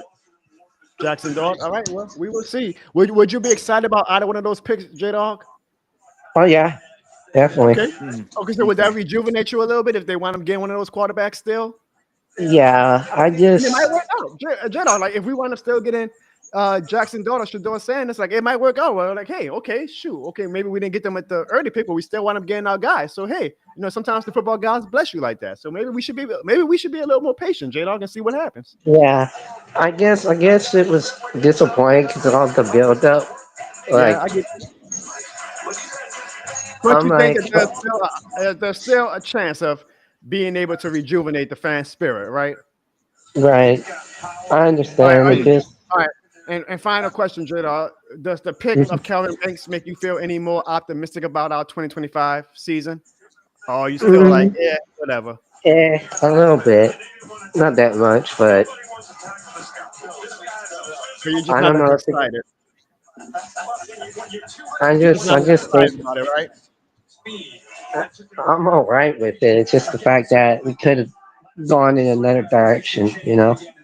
I hear you, J Dog. And I'm sure you saw my live reaction. I'm going to clip it after the draft is over. When you watch that video again, just know I'm the same way. I might have expressed it a little bit more illogically, I guess, or passionately, but I'm the same way. It's not that I'm not against that I'm against Calvin Banks. It's just that I kind of was No, hoping for something more exciting, and it's more so my lack I of mean faith in the front office. he's just a pickup. He's just an offensive lineman. Don't get me wrong, but wasn't the pick I was expecting, you know. Exactly. I hate J-Dog. Trust me. I feel you loud and clear. We appreciate you for calling the show, man. Let them know why you called the John O'Bone show, J-Dog. Because this shit more than game. You already know. You always hold on. You already know, J-Dog. You already know. Thank you for joining the show, J-Dog. We appreciate that. Thanks to everybody who joined the show tonight, Ziggy, man. That was awesome for us to have these callers come and join the show. And just get their opinion. That's what we do on the John O'Bone show. We're an open book. We allow opinions from everybody, whether they agree with us or not. Shout out to Ziggy, who sent us it's $5, I guess, in euro, I guess, because they got like the GBP. I don't know what that translates to in American currency, but he leaves a $5 super chat. Ziggy, we ain't got the air horns, but we got the applause. You hear the applause, Ziggy? Yeah, I hear. All right, good. We got the applause tonight, and he simply says, "Who that?" Thank you, Abe. Thank you to everybody who actually left the super chat. Man, y'all made this show real fun for me and Ziggy tonight. Honestly, for as pessimistic as I might be, or as low on the team as I might be, and as hard as Ziggy is clinging to some sort of optimism for the Saints, what really keeps both of us going is that, we built this platform. We got over 2,290 people watching right now. Ziggy, we love this. Like, this is our passion. The Saints might not be returning our investment, but you guys damn sure are. So we truly appreciate you guys for rocking with us tonight. I'm trying to stay on as long as I can to see if we move back up into the first round. I feel like with each passing pick, Mhm. it makes it less likely. But we'll be I wrapping have up a soon. I Either have a question way, for you, General, and yeah, for go the ahead, Ziggy. so whenever a team goes into like what is called like a rebuilding phase, how many years do y'all like honestly like without my biases or anything in it, but like what do y'all think would be an honest like rebuilding period? Is it like maybe like 2 years, one season, 2 seasons? What do Well, you think would be a true you rebuilding? know me. I said I'm going to give Kellen Moore 3 years, and so that's what I'm gonna do. I'm gonna give him Okay. 3 years. I, 3 years to rebuild, or 3 years to like at year three we should be winning. Like I think by year 3, so whether that's that okay, 2027, like after the 2027 season, even if we don't make the we should be playoffs, winning divisions at that point. we should. No, I'm not going to say that, but I'm going to say that after 2027, we should feel real confident about 2028. Does that make Some sense? wild card, something. Yeah, yeah. Like, don't get me I like I got would you. love to be making the playoffs by 2027, but at least let me leave the 2027 season. And that's crazy because that's like 3 years. And I'm like, do I got another 3 That's years crazy. But yeah, I see what you're saying though. Yeah. to not make the playoffs? Like it gets old after a while, right? I mean, I feel like a goddamn Falcons fan. But I would give him 3 years to like right this ship and build something. Now, if it's 2027 and we still only winning like 5 or 6 games and there's like no path to any type of relevancy or success, then Right. I'll be like, yep, sorry, gotta go. But if there's at least like Okay. we have a foundation, which we should with Kelvin Banks and some of these Right. guys, and hopefully by 2027, we have our next quarterback. You know me, like Yeah, I I was just say, curious. Yeah. illogically, Okay. I'm going, hey, this is yet another chance for Arch Manning. Even at this point, like even if it's going to be Dart, if we take him, Hmm. Titus Shuck, I'm still going to be like, that doesn't stop the Arch Manning I must agenda. say. I mean, and guess who blocked for Arch Manning? Calvin Banks. It's all might be. Look, I Hey. give you credit. This might be the long game. You might be I'm trying to saying. tell me. I'm just a very impatient man right now, and that's what my reaction videos are about. It's just raw reaction. I'm probably gonna sleep it off tonight. Maybe by Monday or the show next week, I'm gonna be like, you know what, Ziggy, I get it. You know, we do got to build our lines. I was just in a moment emotional because I Hmm. wanted Tyler Warren. I wanted an exciting pick, and I've learned to accept that. You know, you got to build with boring picks sometimes. I'm a proponent of it. I'm a proponent of building through the lines. I That's what really being a am. fan is, though. People gonna see Yeah. my reaction because I'm gonna clip it. I'm gonna put it on all the social media platforms, and it might go semi-viral, whatnot. And they're gonna be like, "Oh, this guy's a dumbass. How dare he, be upset at his team for daring to build the offensive line? He doesn't get football. He doesn't know ball." And it's not that. I know ball. I know that you got to build your lines. I'm okay with that. It was just in that moment for me as a fan, like being like, damn, another offensive lineman. Again, in the vacuum, it wasn't about Calvin Banks. It was about just the circumstances leading up to it and my lack of faith and excitement right now in the New Orleans Saints, particularly their front office. So that's just how I feel. It's nothing against Calvin Banks. I think a lot of fans probably have calmed down enough to feel like, hey, Calvin Banks is going to probably be a solid pick. They're probably going to see the video of his baby spitting on him when he got drafted and be like, oh, that's the type of guy that you want to cheer for, right? And all that good stuff. But I think fans are just kind of right now in a spot where they wanted something more exciting to rejuvenate them. And unfortunately, an offensive lineman pick is not going to do that job. And there's nothing against Calvin, but that's just how football fans are wired. Hmm. I think You know we'll what, be good, Jimmy? gentlemen. While we are just kind of like, this isn't a traditional show or anything like that, we have no format to follow. First off, again, I want to give a shout out to Aid for the super chat. He says, now this is awesome, Ziggy. It's 3:40 a.m. here. This shit more than the game. Hey, that's awesome. Again, so Ziggy, like for one, for him to be up this late to watch the draft, but two, to use our platform, like to be watching it on our platform. Ziggy, there's like 10, 11 Saints channels right now doing live streams with bigger audiences than us, along with the fact that there's national streams. There's like traditional media like Fox 8 and all that doing live streams too. For these people to be on our channel right now, over 2,340, mainly on Twitter. I'm sure Mincy probably retweeted it. So we got a lot of the Barstool leftovers still kind of like browsing or like lurking on the channel. But for you guys to be watching our show, and you, at 3:40 a.m. to be watching the draft, but also to be watching the John O'Brien show, that means the world to me. That's why we do it. I might be, I'm a lot more critical, I guess, than Ziggy, or a lot more hard on myself. And I'm like, man, our stream only did these many numbers. And Ziggy will be like, yeah, but look at the people who dedicate their week every week to watching you, John. Think about that. Think about someone like you, at 3:40 a.m. watching your show. That's pretty special, John. And that is special, A. So we appreciate you, man. You are a this shit more than the game certified. Anthony says Archer's grandfather, who is Archie Manning, was our quarterback in the early days. So it would be fitting to him potentially becoming our starting quarterback in the future. I have been ringing that bell, Anthony, for the past year now. Now here's a question. We could talk a little non-football right quick. How did we feel about WrestleMania? Now, me and Ziggy actually watched WrestleMania Saturday together. Had a damn good time. It's a lot more fun to watch it with your friends, no matter what the product you're being delivered. And we kind of just were texting each other, Ziggy, on Sunday watching it. I would say WrestleMania 41 overall, I would give it I want to say a C plus. Am I fair with that, Ziggy? I think a C plus is actually very fair, Jono. It wasn't like atrocious, but it wasn't like overtly amazing either. It was right. They had a hard hill to climb, Teflon Don. WrestleMania 40. WrestleMania 40 was a classic. I will say this. I was very disappointed in the main event. I think there's a lot of blame to go around. I think The Rock set the WWE up to fail by, and I saw his explanation on Pat McAfee. He said that, hey, I didn't want to take away attention from Cody and Cena with my presence. Man, it sounds like the same bullshit Stone Cold said last year, to be honest. I'm like, man, the fans want y'all to deliver.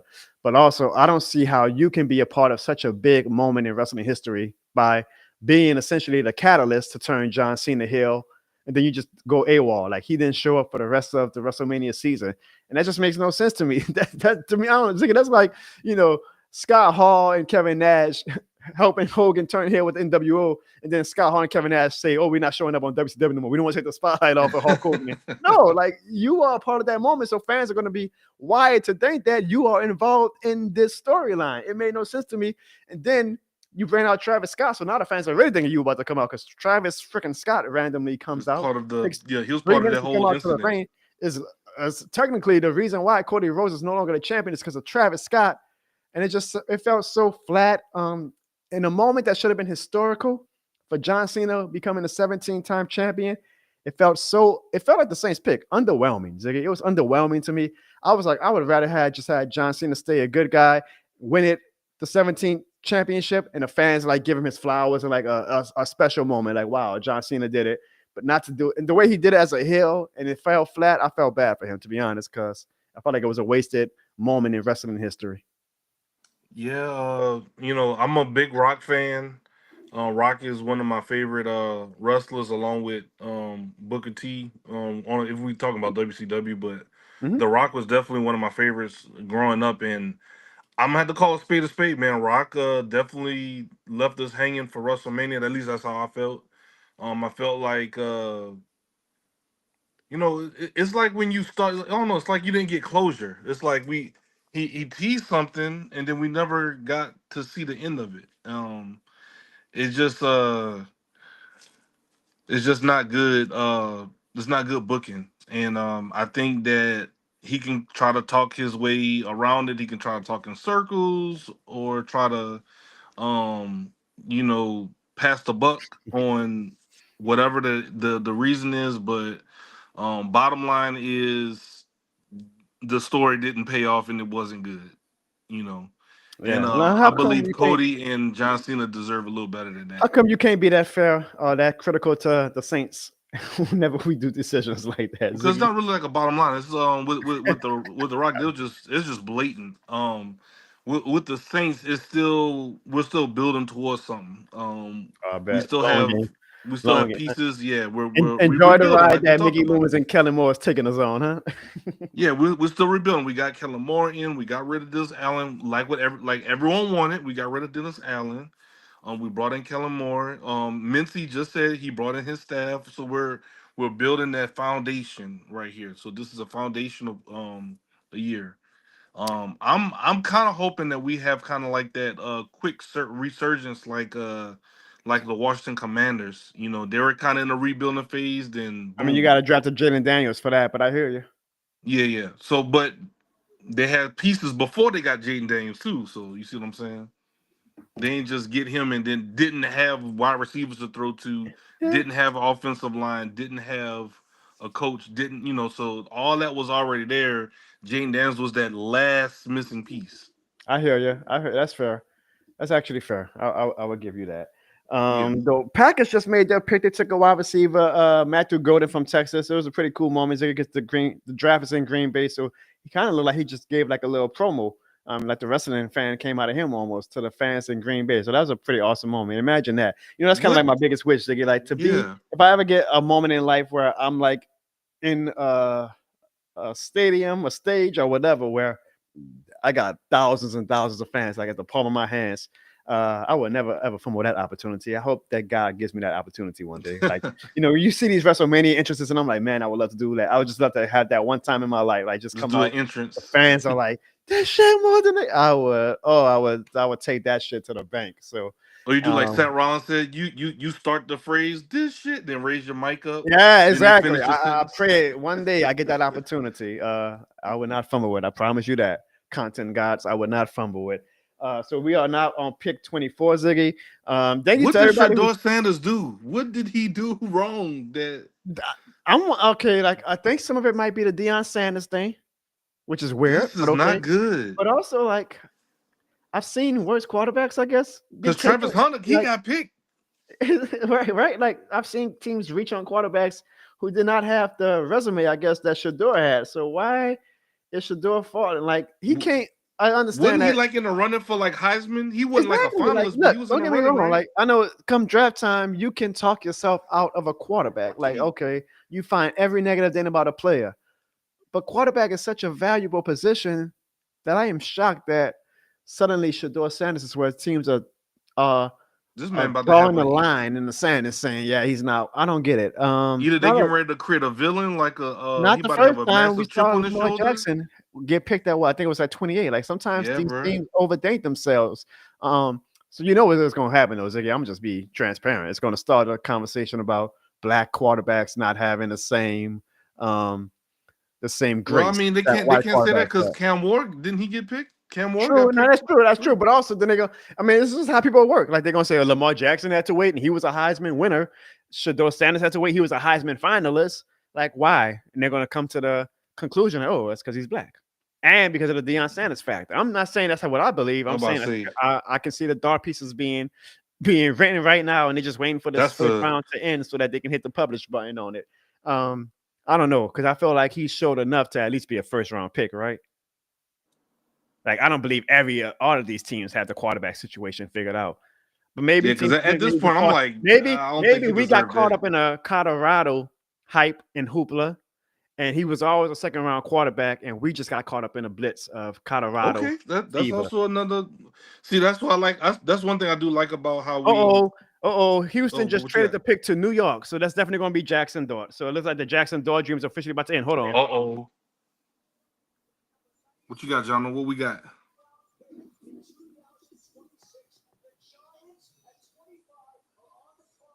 So I think the Giants traded their number one pick next year. So they're getting Jackson Dart. You don't do this for any player but a quarterback. That's true, John. I see Who That For Life. Chris says he's disgusted. Now, Chris, are you disgusted at this Jackson Dart thing that's probably about to happen? Or are you still disgusted at the Saints pick? Ziggy A asks us, do we think Carr's playing games after the draft, or is he going to be out for the season? Man. I think Carr is done in New Orleans, Ziggy. I think Carr is done. I think Carr. He's on YouTube. He's on YouTube reviewing cars and reviews, stuff. right? All right, let me see what people are saying about this this Giants trade. It's Cardinals, right? Or it's the Cardinals pick, right, John? Ziggy, the Giants get pick number 25. The Texans get they only get pick number 34. Pick number 99 and 2026 third round pick. So that's actually not the worst return. Now, hold on. Let's see. Is it Shedeur Sanders? It could be Shedeur. This is good. We got some drama. Late at night. Jackson Dart is getting a hug from his mom right now. So I'm assuming it's Jackson Dart. So it's going to be, I mean, goddamn, if Shedeur gets passed up by Jackson Dart, that's going to be crazy. I think it's Jackson Dart, just kind of going by his family reaction. They all like patting him on the back. They're not like celebrating, but he just dapped off his people. He got a phone in his hand. I think Jackson Dart is about to be the pick. So damn, Shedeur Sanders just got lapped by Jackson Dart. It seems like. Damn, Suzuki, let's say that. Say Shedeur Sanders is at 40. We got to take him at 40, right? Like, you can't pass him in the second round. Does he? I think some. You think fly with someone like Shedeur Sanders at 40? Bruh. We got the Rams, Lions, Ravens, Commanders. None of these teams need a quarterback unless they want to put them on the bench and have them sit for a minute, sit for a year, like Jordan Love or some of these other quarterbacks that are up now. I'm not afraid to spoil this pick because it involves the Saints, but it really doesn't. Do you want to know who the Giants are about to take, Ziggy, or do you want to wait? It's not. Ask your community. It's up to y'all.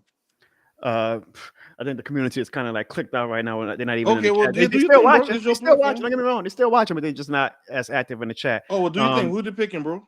They are taking, according to Jordan Schultz, the Giants will be taking Jackson Dart. So Jackson Dart is officially no longer going to be a New Orleans Saints quarterback.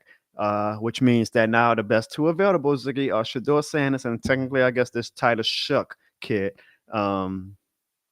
So all that to say, so even if the Saints did trade up to get him, there was no quarterback that the Saints had damn well better move up for now. Like so even if the Saints did trade up and get Shedeur Sanders, would he still have an attitude with him since he's like, man, y'all made me? No. At that point, you gotta. I mean, that'll be like Lamar Jackson telling the Ravens, "Oh, I got an attitude with y'all. Y'all should have took me." Like, no, we took you. Like, you're our guy. We got lucky. We played the game. We were right to calculate that you were still going to be available when we took you. Is what it is. I imagine the team is probably going to jump us though to take someone like Shedeur. But I will say this: I mean, if what we are hearing is right, and you saw Mincy kind of say that he has some sources saying that Tyler Shough is a guy that we are very high on. You do not trade up for Tyler Shough. Like, you stay at 40, and that's going to be a reaction in itself if we take Tyler Shough at 40. But we will be able to say, hey, if y'all was true to the John O'Bones show, we tried telling y'all. we really did, dog. I'm gonna wait because we're on the way till we actually make that pick. What's crazy is so Travis, I don't know. It's just weird. Like they took Travis Hunter, but the guy that was throwing to him in JUCO and in at Colorado. At Colorado is not good enough to get picked. It's kind of crazy though. And how did Jackson Dart suddenly supplant Shedeur as the number 2 quarterback? Something happened. And it might have been one of those. What are people saying? The player interviews where they interview the player, ask him a bunch of questions. Do you think he failed that? I mean, maybe. Would they cross-examine you or psychoanalyze you and stuff like that? He couldn't have been that bad. Like, he couldn't have not been that bad, Ziggy. He seemed like a pretty chill guy. I'm sure he has like a little pizzazz to him, but he's a Sanders. What Sanders? You cannot not be Deion Sanders' kid and have. I don't know. I'm gonna wait till the Rams pick, and if the Rams don't pick him, Ziggy, then I think we safe for the night. Like, I don't see the Saints trading up at any point anymore. That our night can officially be technically, You think over. the Rams would? The Rams could sit on them. That's a possibility. Like, if they want to shock the world, have him put him on the bench and have him shadow. We want to have a guy ready to supplant Matt Stafford when he's in LA. The media loves LA. Exactly. Like, you want to sell tickets, right? It'll be interesting. Okay, hold on. I think we got somebody who just the moment Stafford throws a pick 6, they're gonna be cheering for Sanders to get in the game. Quarterback fans are fickle. So again, the Giants traded the 2025 second round pick, the 2025 third round pick, and the 2026 third round pick. So they get to keep their first pick and second round pick next year. Not bad. And they still have and they got Russell Wilson and Jameis Winston in the quarterback room too. Now I wonder how Texans fans feel though, like, because they don't have a first round pick now. So I wonder if they had a player that they fell in love with and they're like disappointed that they're not going to get him, or I don't know, because to trade a first round pick and not to get a first round pick back, sometimes to me I'm like, I want a first round pick back at some point if I'm trading one of my first round picks, even if it's a late first round pick. But Ziggy, we have the Godfather of Saints YouTube joining us right now. Oh, First off, hold okay. on. Let's hear the official announcement. And it's officially the dreams that a lot of Saints fans had. The Houston Texans have traded the 25th pick to the New York Giants. With the 25th pick in the 2025 NFL Draft, the New York Giants select Jackson Dart, quarterback.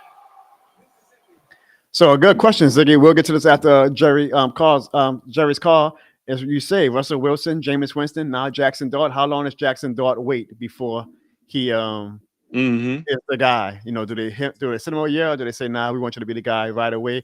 Let's find out. Let's get good old Jerry's opinion, ladies and gentlemen. Joining us now, the Godfather of Saints YouTube, Jerry G. Jerry, you are live on the John Bone Show. How are you doing, my man?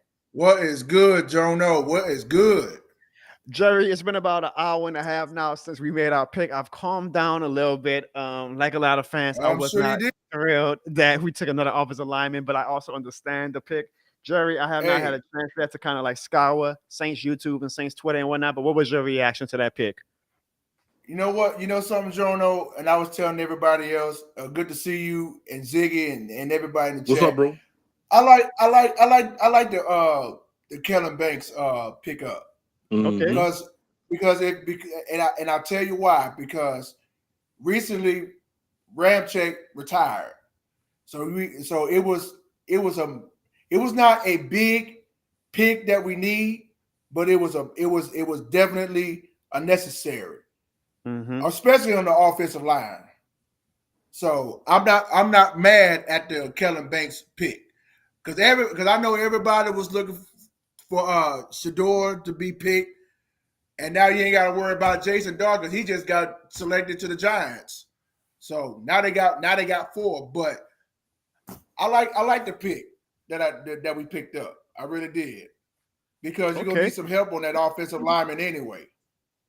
Well, Jerry, while we have you on the show, this is kind of poetic because a trade has been made, and the Atlanta Falcons have just traded with the Los Angeles Rams, our two favorite teams.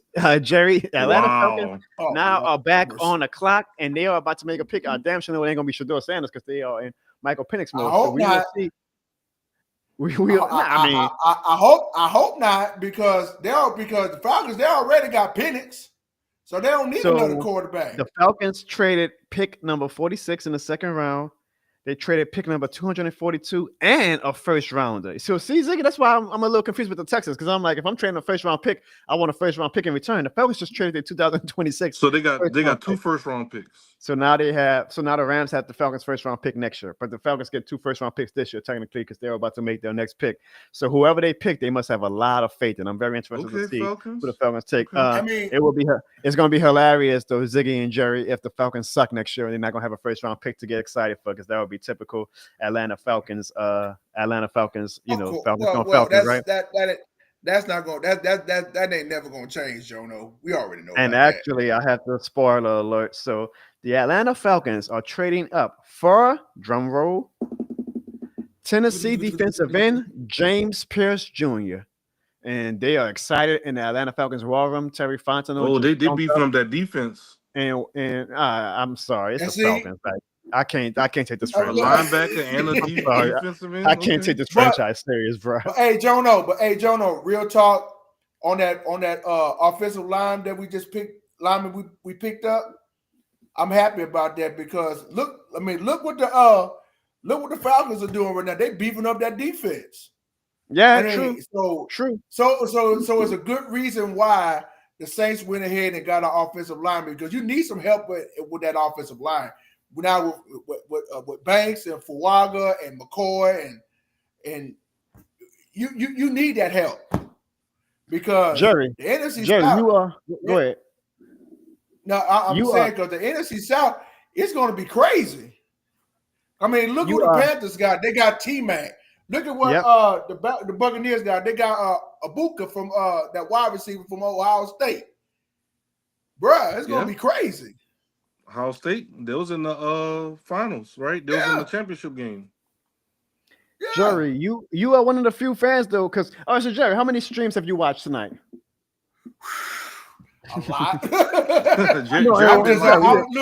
Dude, I was just on with TJ. I was on with the Baddest Sports Show podcast in the Deep South, Big Q. Damn, Jerry, you shout out to all Trace. those guys. You've been visiting that, huh, I was on with KJ, James Scrametta.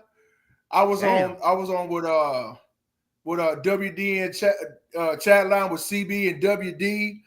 I was on the he doing it. He doing it. Bro, it was a lot. But now you understand why you understand why I be stay so busy on YouTube every day with these same channels I just named. Well, first off, that's why I called you. That's why I call you the Godfather of Saints YouTube, and I actually find it pretty admirable that you, no matter what Saints stream I go on, I can click it at any time of the day. If it's some live, I see you in the comments. And I'm like, damn, Jerry must have like everybody's bell notification on, and no matter what he's doing, he's going to go in and just show his face and say, "Oh, hey, man, y'all keep, you show support." We appreciate that, man. I'm looking at Ross Jackson on Locked On Saints. I'm looking at TJ Ross. Guy Ross. Yeah, man. Now you talk about the hardest working man in these YouTube streets. Ross Jackson, my God, that dude's that's the man, the myth, the legend right there, man. Yeah, he's a great guy. That's our guy. Yeah.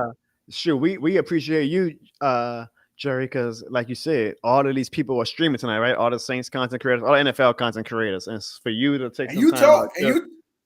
And you told me, Jono, I said, man, you're gonna be a busy man tonight. I said, I'm always ready, locked, and loaded. This is a very important night. I would say at least you calm, cool, and collected about the pick, because again, I'm just I haven't had a chance to like really dive in, but I'm looking at like just a quick scan of Twitter, and fans are not excited tonight. They're mad that we didn't get a quarterback. They're mad that we took an offensive lineman. There's no excitement, I would say, Jerry, in the Who Dat Nation. I understand it actually. Now, again, it's not an indictment on Kelvin Banks. I think it's just the circumstances right now. So if you see my reaction at some point, you will soon enough. When I post it. Well, we already know what your reaction gonna be, but I'm gonna tell you this, and I say this all the time, Jono and Ziggy. I say this all the time.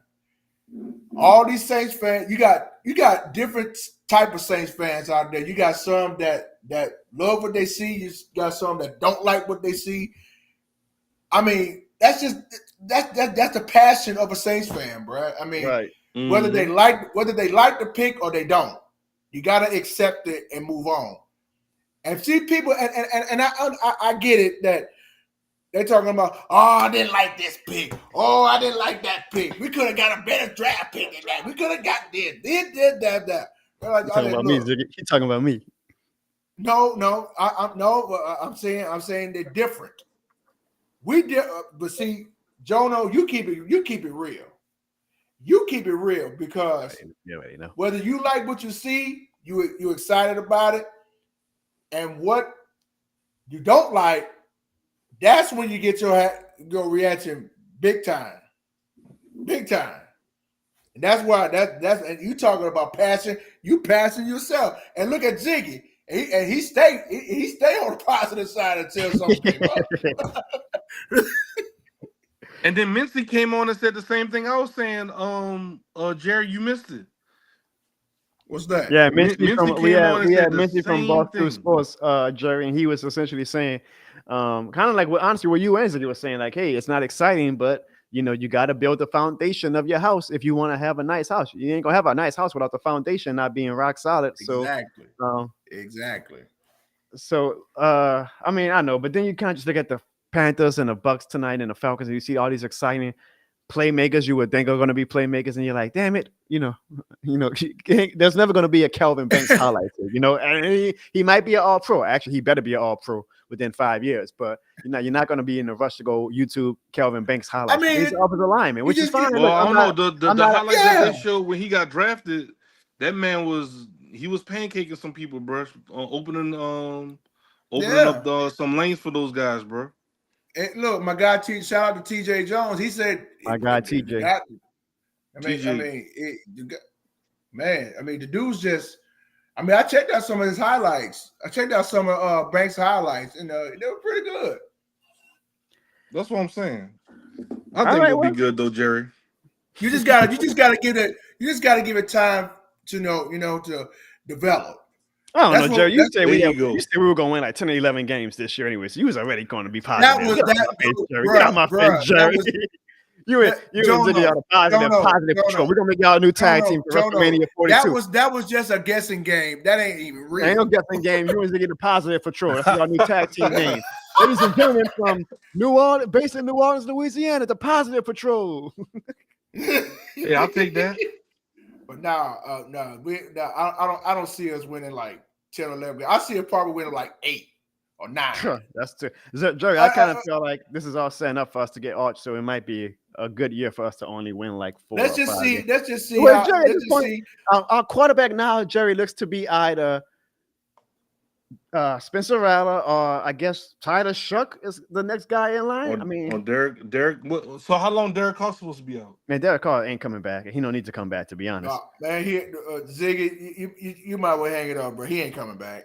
So he He don't want. Look, Derek Carr don't want to come back. Fine, I don't want him back. Dang, we gotta eat that contract too. Jerry, here's my final question for you. Okay, so Jackson Dart just got picked to the Giants. We'll see what goes on with Shedeur Sanders. Do you think the Saints are going to take a quarterback within these next, I guess, 15 picks before we're back on the clock? Do you still think a quarterback is in play for the Saints? Shedeur, Jalen Milroe, or Tyler Shuck. Those are the final 3 essentially left as best available, unless they really take a reach. Do you think we take quarterback still, or do you think we're just kind of like now in the Spencer Rattler era for 1 year at least, and that we're going to just keep building with more maybe defensive linemen or wide receiver or skill players? What do you think the Saints do next with the next pick? Well, as of right now, the names you just spoke out, I hope one of them don't get selected before the end of round 1. It might be round 2 or 3 on Friday when it's a possibility that we might get a quarterback at 40. We don't know yet. So it's kind of like wait and see, because you never know who you're going to get. And that's what I was telling folks. I say that's the thing about the draft every year, because you never know, somebody might trade up to get this guy, trade down to get this guy. You never know who you're going to get. It's like Russian roulette in Las Vegas. You never know who's who you're going to get. I hear that. Well, Jerry, we are going to find out. I'm hoping that we don't trade up tonight. We're going to got 5 picks left.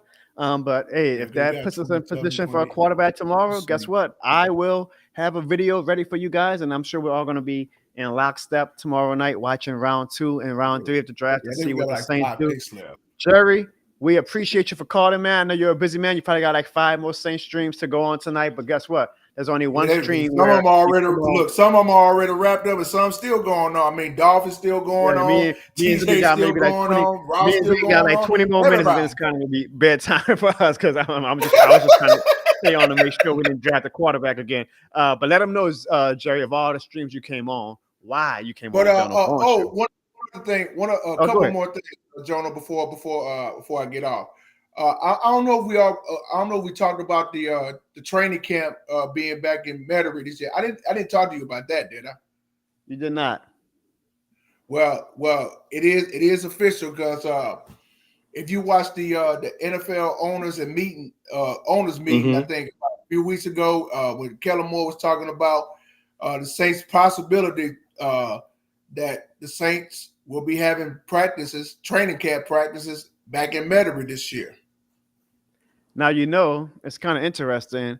That is interesting. Derek Carr saves himself from getting booed at training camp because he's going to say well, I play. So, hey, maybe that's more to the theory about Derek Carr actually really just holding out. He's not really hurt the way we think he is, because that's a good point. Yeah, training camp will be back in New Orleans, and Lord knows that the fans were going to probably boo the shit out of Derek Carr at the training camp. So he kind of saves himself for that. Because I know they didn't have it last year because they was in California because of something. That's correct. Because of the working of the cafeteria at the facility. So I'm sure they already got that fixed and ready to go, because the fans I mean, the Saints fans would love nothing more than to come see what this future team look like. Mm-hmm. So it'll be interesting. What else you got, Jerry? I'm very happy about that. Gotcha. Anything else? Yeah, well, let's put the Saints on the side. Let's talk a little WWE if you don't mind. No. We actually alluded to it a little bit earlier. What was your thoughts about WrestleMania? It was pretty cool. It was pretty good. I thought it was a C+. I thought it was solid. I thought the main event for night one was. Yeah, I thought the main event for night one was great. Borderline classic. I thought the opening match for night two was a classic with Rhea. What's her name? Rhea, Io, and Io Sky. Yeah, Io and Bianca. I thought the main event was horrible, to be honest. John Cena and Cody. I thought it was horrible. I thought that it was wasted. I thought The Rock kind of sabotaged WrestleMania by being the catalyst for John Cena turning heel, only to not show up for the rest of the WrestleMania season, and not to show up for WrestleMania. I thought that was wild. And then you got this random ass Travis Scott appearance, and Travis Scott is now the reason why Cody Rhodes is not the champ. The match itself was kind of lethargic, and it ruined what could have been a legendary moment. Like John Cena, to me, Jerry winning the 17th championship, that should have been a legendary moment, and I felt like it was underwhelming how it all played out. But you didn't need no, because he's trying hard to make the skill turn be successful, but it's just not hitting to me, Ziggy. I mean, Jerry, it's not hitting to me. Yeah, but you mean, I didn't mind John Cena winning his 17th championship, but you couldn't do that by cheating, bro. I mean, are you having Travis Scott to come out there to help you? Nah, bro. I mean, as a heel, I get it. He's working his ass off to be a great heel. But it's not hitting. That's my point. It's not hitting to fans. Like I would have rather him had stayed a good guy. Now you got Randy Orton targeting him 17-time champ, and it would have been like a special moment, right? Like a historic moment, like John Cena getting chilled by the fans. Like fans are throwing flowers at his feet. A legendary moment, and I feel like we were robbed of that because The Rock wanted somebody to go heel between Cena and Cody, and then he just didn't show up. I was like, y'all really just kind of ruined WrestleMania by that, in my opinion. But that's just me. Yeah. But besides that, the show itself was solid. I hope we have a better WrestleMania next year in New Orleans. Oh yeah, dude. But I mean, hearing those words that WrestleMania finally coming back to New Orleans, I know that sparked everybody at the Smoothie King Center that night on Friday Night SmackDown. I know it sparked everybody. Absolutely. And the cool thing about it, Jono, because you talked about it, I think, about a little over a month ago about that, saying there's a possibility that WrestleMania will be back in New Orleans at the Superdome next year. And look what we got. Either way, we're going to be in the building next year and we're going to have a damn good time, whether it's a great show or not. So I'm going to still be excited about it. It's going to be more than a WrestleMania, huh, Jerry? It's going to be more than a WrestleMania. This WrestleMania more. You damn right, Jerry. Jerry, man, I do appreciate you calling, man. Because of how the night played out, I might come back on live a little bit tomorrow just to see for our number 40 pick and see what we do with it. See if we get a quarterback or not. Yeah, because I think we number 40. I think we number 40 in the second round. I think we like number 93 in the third. Right. So I'm gonna do a live stream again tomorrow for that pick. Or I'm gonna just do a reaction video. If it's a worthy reaction video. Like if we take another lineman, I'm not doing a damn reaction video for that. If we take a quarterback, I know that the streets are gonna be hot, and I'm gonna be damn sure wanting to know what the Saints fans are feeling. So I know for sure you're gonna be locked and loaded again tomorrow. I appreciate you, Jerry, for your great analysis, and let the world know, Jerry, why you called on the John O'Barnes Show this wonderful 2025 draft night.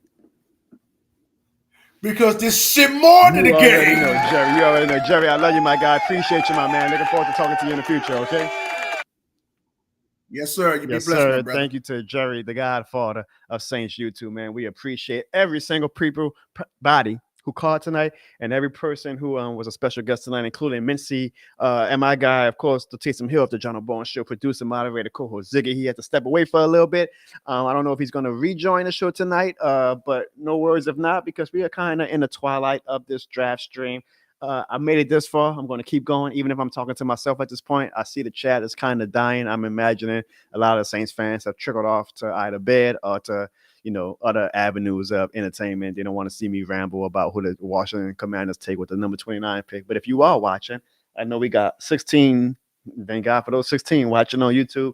I mean, we still got 2,500 across all platforms, but I know that, we don't have 2,500 people actually intently watching the show. So if you're still watching, just know I appreciate you. Charles Como is still watching because he left us a question that says, what about the Texas quarterback who is Quinn Ewers in the 3rd round?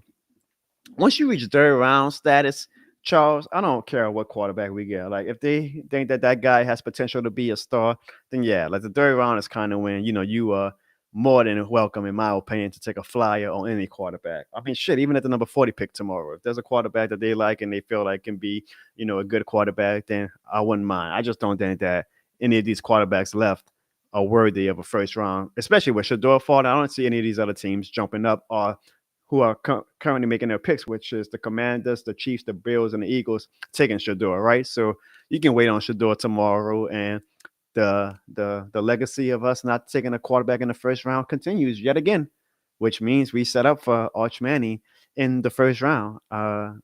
It's gonna happen, y'all. Watch. Y'all gonna remember, y'all heard it here first, when somehow, some way, we take Arch Manning in the 1st round, even if we wind up taking a quarterback tomorrow. But it's definitely been a night. Again, not an exciting night. I will be admittedly say that. It's just it's not an exciting night. Kelvin Banks is not going to excite the fan base. He might be a good player. I welcome him into the Who Dat Nation. I welcome him to this shit more than the game community. He might end up being a fan favorite. Sometimes offensive lineman winds up being a fan favorite if they show that prowess and that nastiness and that dog in them, right? So he might wind up being a fan favorite. But as of April 24th, when fans were getting excited about a quarterback or a skill set player, I mean, offensive lineman just isn't going to move the needle the way some of these other players was. That's no fault of Kelvin Banks. I'm sure if I put my video up and I clip it of my raw reaction, there's going to be fans who are critical of me and saying that, oh, he doesn't know ball, and that how dare him be disappointed or mad that we took an offensive lineman. And that's fine. I mean, my reaction was my reaction. I don't hide from it. And I'm one of the people who absolutely and am of agreement 100% that you build your team through the lines. I absolutely get that. I'm fine with building and investing in defensive linemen, offensive linemen.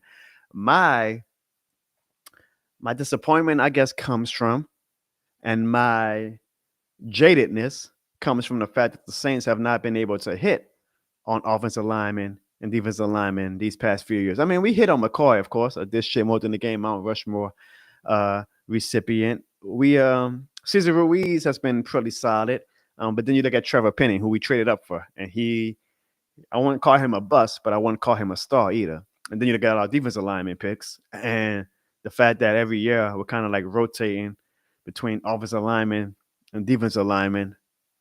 I mean, it just kind of gets underwhelming. It's no fault of Kelvin Banks this year, but it just gets underwhelming. And so my reaction wasn't, oh, I think Kelvin Banks is going to be bad, or I think Kelvin Banks is going to be a bust. My reaction was, it's been about 8 years now of my franchise making the same damn pick every single year. When are we going to have some fun with the draft and draft an exciting player? So that's just how I felt about it. But I still welcome Kelvin Banks to the New Orleans Saints, and I definitely welcome him to the This Shit More Than the Game community. I'm imagining it's like 4 o'clock a.m. Where you at now, A? You say, do you think we trade up for Sanders or we wait? At this point, A, I say we just be patient. Stay at number 40. We don't have any we're not in a spot to be giving up draft picks at this point, especially if we're going to be bad next year. I don't want to give up a high 2nd round pick next year. So take your shot. Shedeur might fall to 40. And then you have your luxury of picking him, or maybe you have another quarterback that you even think is above Shedeur. And if you do, God bless you. I mean, the Saints streets ain't going to be excited about it, but God bless you. But there is no reason whatsoever to move up now. You stay at 40, and at this point, you let the picks come to you. Like, the only thing you should be doing now when you take a call is saying, hey, only thing we're entertaining is trading backwards. And we're trying to get more picks, not trying to lose more picks. So I think you stay at number 40 and let the chips fall where they may. Shine Boy Mike says, drafting Sanders doesn't sound bad right now, huh? We pick linemen every goddamn year. We do. And that's kind of what the frustrating thing is that we've been picking linemen since 2018, and yet we don't have a top 5 offensive line or defensive line. So it's like, it becomes underwhelming. You've seen the script before. It's like, well, damn, every time we pick an offensive lineman or defensive lineman, that's fine, but we don't have a top offensive line or defensive line unit. So you get bored with it. And then you start to gravitate or salivate for skill players or like sexy players that you could go buy their jersey, right?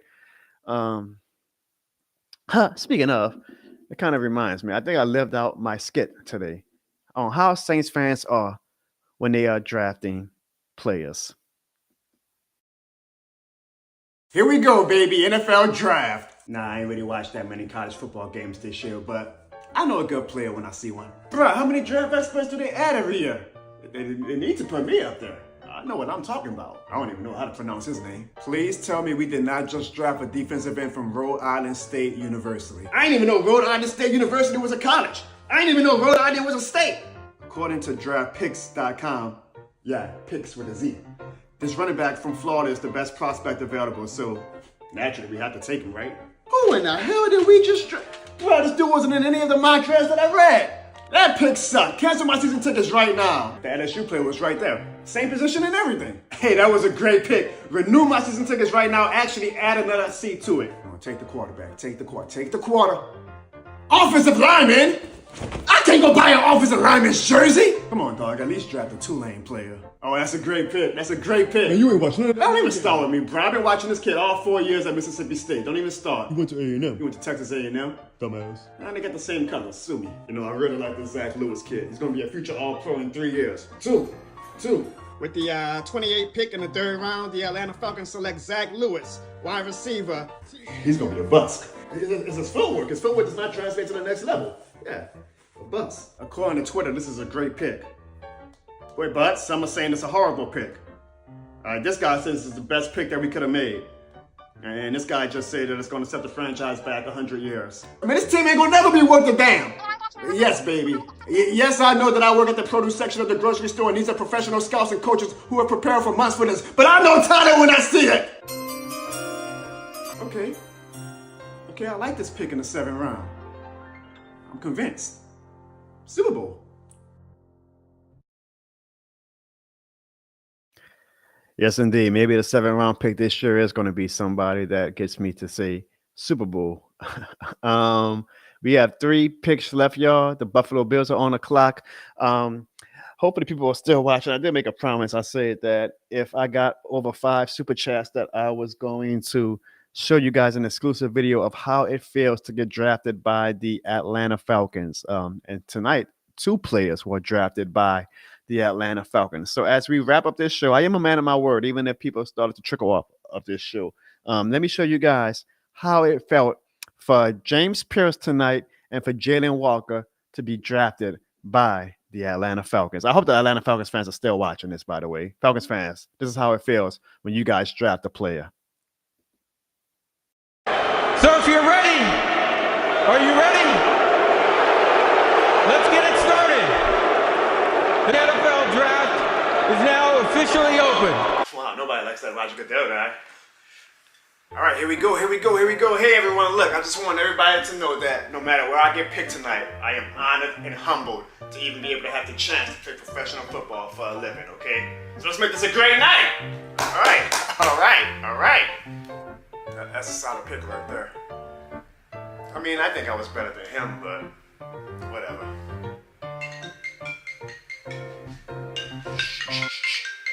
What's the 470 area code? Yes, thank you. Look, I am so grateful and I can't wait to represent your organization. Yeah, look, please, just excuse me for 1 second. This whole draft process just has my brain scrambled. I know this may sound a little weird, but what organization do you represent again? Oh, the Atlanta Falcons. Me no speak no English. Yeah, psst. Yeah, I have a bad connection. You know how these Wi-Fi signals are. I can't hear you, sorry.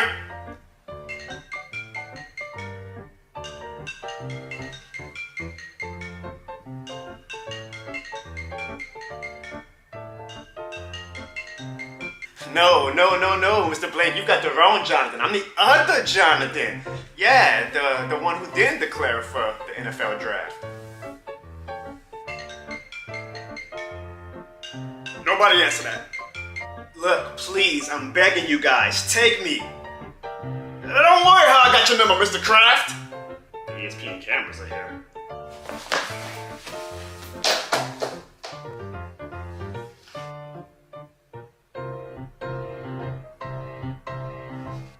Look, Mr. Blake, y'all don't want to take me. I'm injury prone.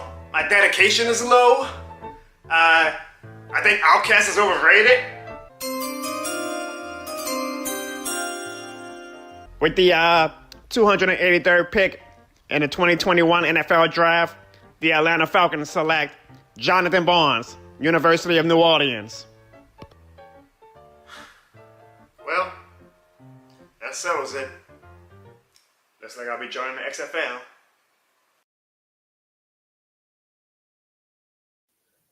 I'm sure James Pierce and Jalen Walker feel the same way. I know Falcons fans, I see Archangel in the chat right now, are so excited. This is great, though. You know what? This is fine. The Falcons fans are rejuvenated. They're going to be talking all offseason, all mini camp, all training camp about the Falcons are back. The Falcons are back. Watch out for the Falcons this year, right? And I'm sure even the media might get caught up in the hoopla again, like they got caught up in the hoopla last year for the Falcons to say, watch out for those Falcons. They might sneak up and win the NFC South. And we all know what's going to happen. We all know it's going to happen no matter what, y'all. Even if the Falcons do win the NFC South this year, we all know that the Falcons are going Falcon. So you see, sometimes you got to let the Falcons fans have their moments like tonight where they're all excited. You got to let the baby have his bottle sometimes, right? We're letting the Falcons fans have their bottle tonight. Let the babies have their bottle because it's going to make it even more sweeter come November, December, maybe even January. Where the Falcons are going Falcon. And deep down, the Falcons fans know it. So they probably cherish moments like this where they can kind of just suspend their disbelief for a little bit and be excited. But we all know that the Falcons are going Falcon. So be excited for James Pierce, Atlanta Falcons fans. Even though y'all give up your first round pick next year, be excited for Jalen Walker. But just know, no matter what, the Falcons are going Falcon. And y'all damn sure better hope that y'all do win the NFC South this year. Because if y'all don't make the playoffs and y'all don't have a first round pick next year, and if Michael Penix is not all that he's cracked up to be, I'm going to let you guys have it. I'm going to let you guys have it. Because no matter how shitty the New Orleans Saints are, I know I can always count on the Falcons to Falcon. Ladies and gentlemen, we have 2 picks left. Shout out to you, Archangel. I see you in the chat. I'm not mad, brother. I'm not mad. I'm great. I'm disappointed in my team, but I'm not mad at you guys. I know what you guys are going to do, so it's all good. My dude Seth, I see Seth in the building. My guy A still at 4 a.m. in the UK. I don't know if he's staying up late for the last 2 picks or not, but that's some real this shit more than the game energy. Shine Bar Mike says the Falcons traded their first rounder next year for a late first round pick. Yeah, that's crazy. The Falcons again. Look, James Pierce might be great, and if he's great, I will be put on my actual analysis cap. Then it doesn't matter what the Falcons gave up. But if he's not good, if James Pierce is just like an average defensive end, boy, that's going to be seen as the death blow to one Terry Fontenot. And I don't know how Falcons fans can still be like confident in Terry Fontenot when he gave Kirk Cousins all this money. And we saw how that turned out, right? But hey, I think I've said it many times, being a part of the Atlanta Falcons fandom means you got to be a little slow in the brain. I mean, no offense to Archangel and to Mr. Ripley and Juddy Bear and all these Falcons fans, but I do think it's a bit of a criteria that you can't be quite all there to cheer for the team like the Atlanta Falcons. The Eagles just traded with the Chiefs, so that's pretty weird because those 2 teams were right in front of each other. So the Eagles moved up 1 spot to trade up to get the pick of 31, while the Chiefs moved back 1 spot. Now, this always kind of astounds me. Like, what the Chiefs telling the Eagles, hey, we're going to take this player. If y'all want him, y'all better move up and take him. If not, we're going to take this player that you guys like, or what? Because that's kind of like the only logical reason, right? To trade up 1 spot to take a pick. So, but the 2 Super Bowl teams just traded up. So instead of the Eagles picking number 32, the Eagles are picking number 31. I've been here this long, y'all. I might as well stay for the final 2 picks. It's pretty safe to say that the New Orleans Saints will not be trading up tonight. Good. I'm not mad at that, which means yet again, we will not be taking a quarterback in the first round, which sets us up for either next year maybe we take a quarterback in the first round. Maybe it is Nussmeier, and maybe he gets to go play with his dad. I tell you what, Gary Nussmeier better show a lot of good game film at LSU this year if he is going to be a first round pick next year. I've heard, and I'm not an expert, but I've heard that the quarterback draft crop of quarterbacks next year is supposed to be much better than this year. So hey, I'm okay with playing the long game in that regard. But there is absolutely no quarterback at this point anymore to trade up for. You stay where you at, Saints, and you either get more picks or you make your pick, but you damn sure don't give up any picks. And we'll see. Cleveland has the first pick tomorrow, so I imagine Shedeur is liable to be taken there. Now, if Cleveland passes on Shedeur tomorrow, then I don't know. Like, I genuinely don't know. It might set us up for us to even possibly get Shedeur. And then we'll see just how much we loved or didn't love Shedeur if he's there at 40 for us. But, hey, that's not happening, my guy. Loomis is here until Loomis wants to leave. Loomis's job will never be on the line, which is a bad precedent to set, in my opinion. And I'm always been kind of fair to Loomis. I'm like, I'm not going to ignore the great things that he did and only focus on the bad things, even though the bad things have been a lot the past few years. But I think it's a very bad precedent when your owner, Gail Benson, essentially gives this man free reign where his job is never on the line. And when you never have fear about your job being on the line in a very win-loss based result business, then you are just essentially, in my opinion, setting yourself up for failure because you never feel that pressure or motivation to be like, I got to get this right. Because, I mean, what would Mickey Loomis need to be motivated about? He knows that his job is always safe. He knows that Gail Benson is never going to fire him. I've been many things to the Saints organization, but I'll be honest, I've not felt as low as I felt about the ownership of Gail Benson in the front office as I feel right now. And just kind of hearing some of the things I've heard about how they operate down there and kind of how it feels like they're in their own bubble, you know, it's just very deflating. The good thing is this. I mean, Gail Benson is never going to know who I am or watch my show. Gail Benson is old as hell. I'm saying that respectfully, but she is. She's old as hell. Gail Benson doesn't follow social media. Gail Benson doesn't watch YouTube videos. Gail Benson doesn't listen to streams and podcasts. You want to know how Saints fans can actually get a hold of Gail Benson's attention? And I'm being dead honest. Leave an ad or something in the Times-Picayune, because that's how Gail gets her news. I mean, I have that on good word. Like, Gail, intently, as she does for someone her age, she grew up in the newspaper era. She reads the goddamn newspaper.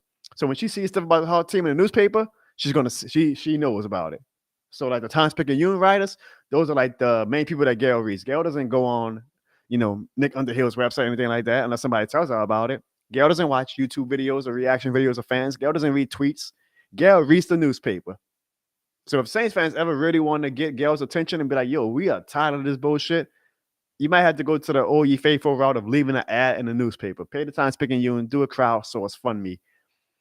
Raise $3,000 and buy an ad in the Times-Picayune. Because I promise you, Gail will see that. That's how she follows her news. She reads the newspaper. She's old school. But she ain't watching this. She doesn't care what the fans say. We can all rant. We can all scream at the thing.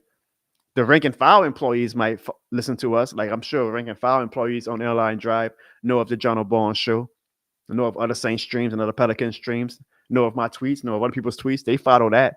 They gauge the temperature on social media and things like that. But they don't. But the higher ups, the Mickey Loomises, the Gail Bensons, the Dennis Lucius, they're in their own little bubble. They don't care about this type of stuff. We're screaming into the void, essentially. Not that I'm going to stop, but I do know that, the message isn't going to get to them because they're in their own bubble, which is a kind of deflating that, they just don't. They're going to say they listen to the fans, but they don't. They're in their own bubble. It's their way or the highway type of thing. They know that they're doing things right. They know that their path is going to be one that leads to success, and you can't tell them otherwise. And they have no pressure or no motivation to ever feel like their jobs are on the line if they don't get it right, which is just kind of like deflating. Like, damn, it's almost like martial law. They can do whatever the hell they want on Airline Drive. People like me enable this shit because I still pay my season tickets this year.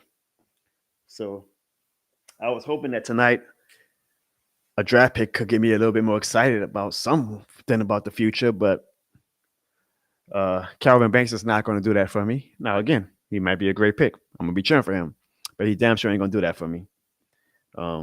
but we'll see what we do in the second round. Maybe we still wind up getting a fun quarterback. We only know so much as fans, right? We only know so much as fans. The Eagles just took Jahad Campbell with the 31st pick, which means the Chiefs are on the clock. And after they made their pick, we will be done. We only know so much as fans. You can't predict what these players are going to do, but we'll see what all of these draft picks do. And maybe they wind up being as great as the 2017 class. We will see. That would be great.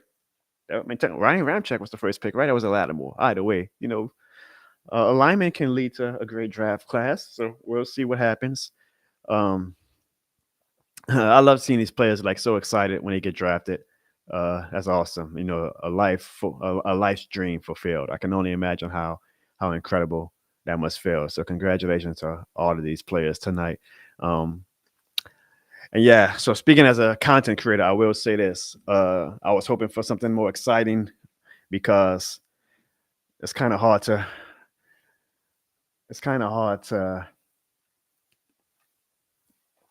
garner excitement of a fan base when you draft the offensive lineman.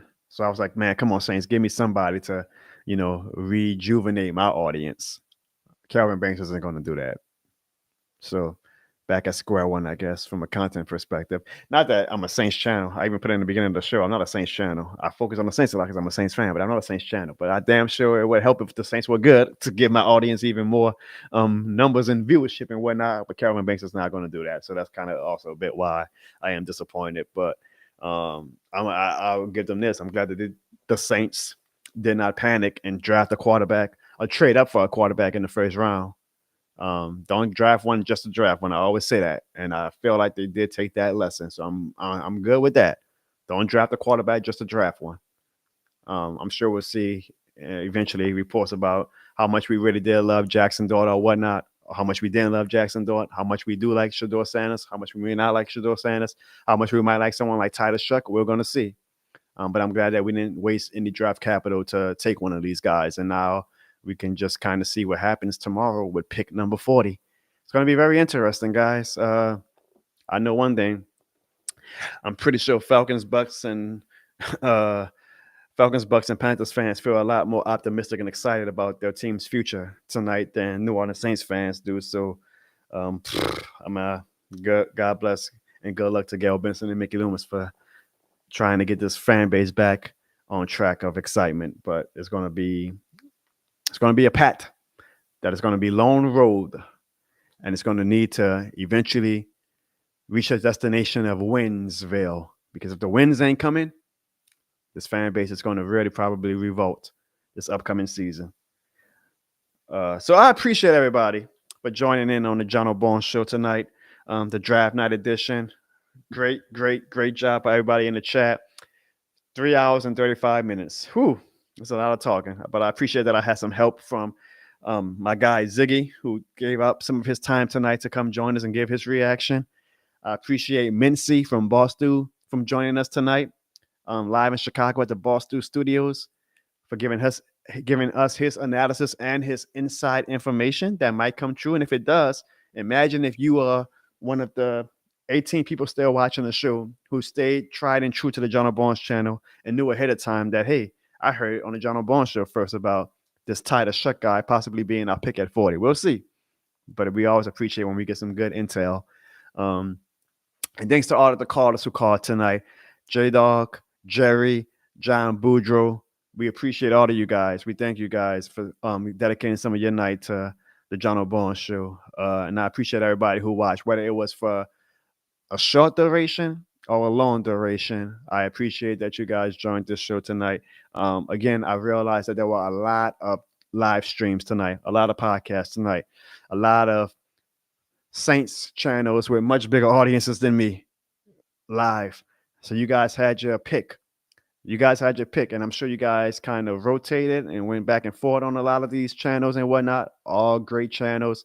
I appreciate anybody who gave some of their time tonight to watch my very unpolished, unformatted, and uneven show. That is the John O'Bourne Show. That's why this shit more than the game. And that's why you guys are this shit more than the game certified. We're going to continue to do great content. Join us next month in May. I will be doing a live stream of the NBA draft lottery. And that one is definitely going to be emotional because I really hope the Pelicans, I really hope that they can get a top 3 pick, preferably the number 1 pick. But I'll be pretty content if we get the number 2 and number 3 pick. But that's going to be a very vital day for the New Orleans Pelicans as Roger Goodell makes the final pick at the 2025 NFL Draft first round. The Kansas City Chiefs, even though they did not win the Super Bowl, are picking number 32, and they take Josh Simmons, offensive tackle, Ohio State. It always pays to protect one Patrick Mahomes. Thank you guys again for joining tonight. I'm going to go ahead and get caught up on social media, see what the fans are saying. I'll post my raw reaction. If you didn't see it earlier tonight when we made our pick, I'll post that from tonight as well. And we will see tomorrow if the Saints take their quarterback of the future. One thing is for certain, the dream remains of Arch Manning being the first quarterback to be taken since Archie Manning in 1971. I appreciate all of you guys, especially you, A, watching all the way in the UK. It's going on 5 o'clock a.m. now. That's awesome, man. That means the world to me. That's what I do it for. I can have 2 people watching. Someone like you watching at 5 a.m. in the UK, that means the world to me. Thank you. You and the whole damn community, y'all are this shit more than the game certified. And we all damn sure know that tonight, this shit was more than the draft. Juno.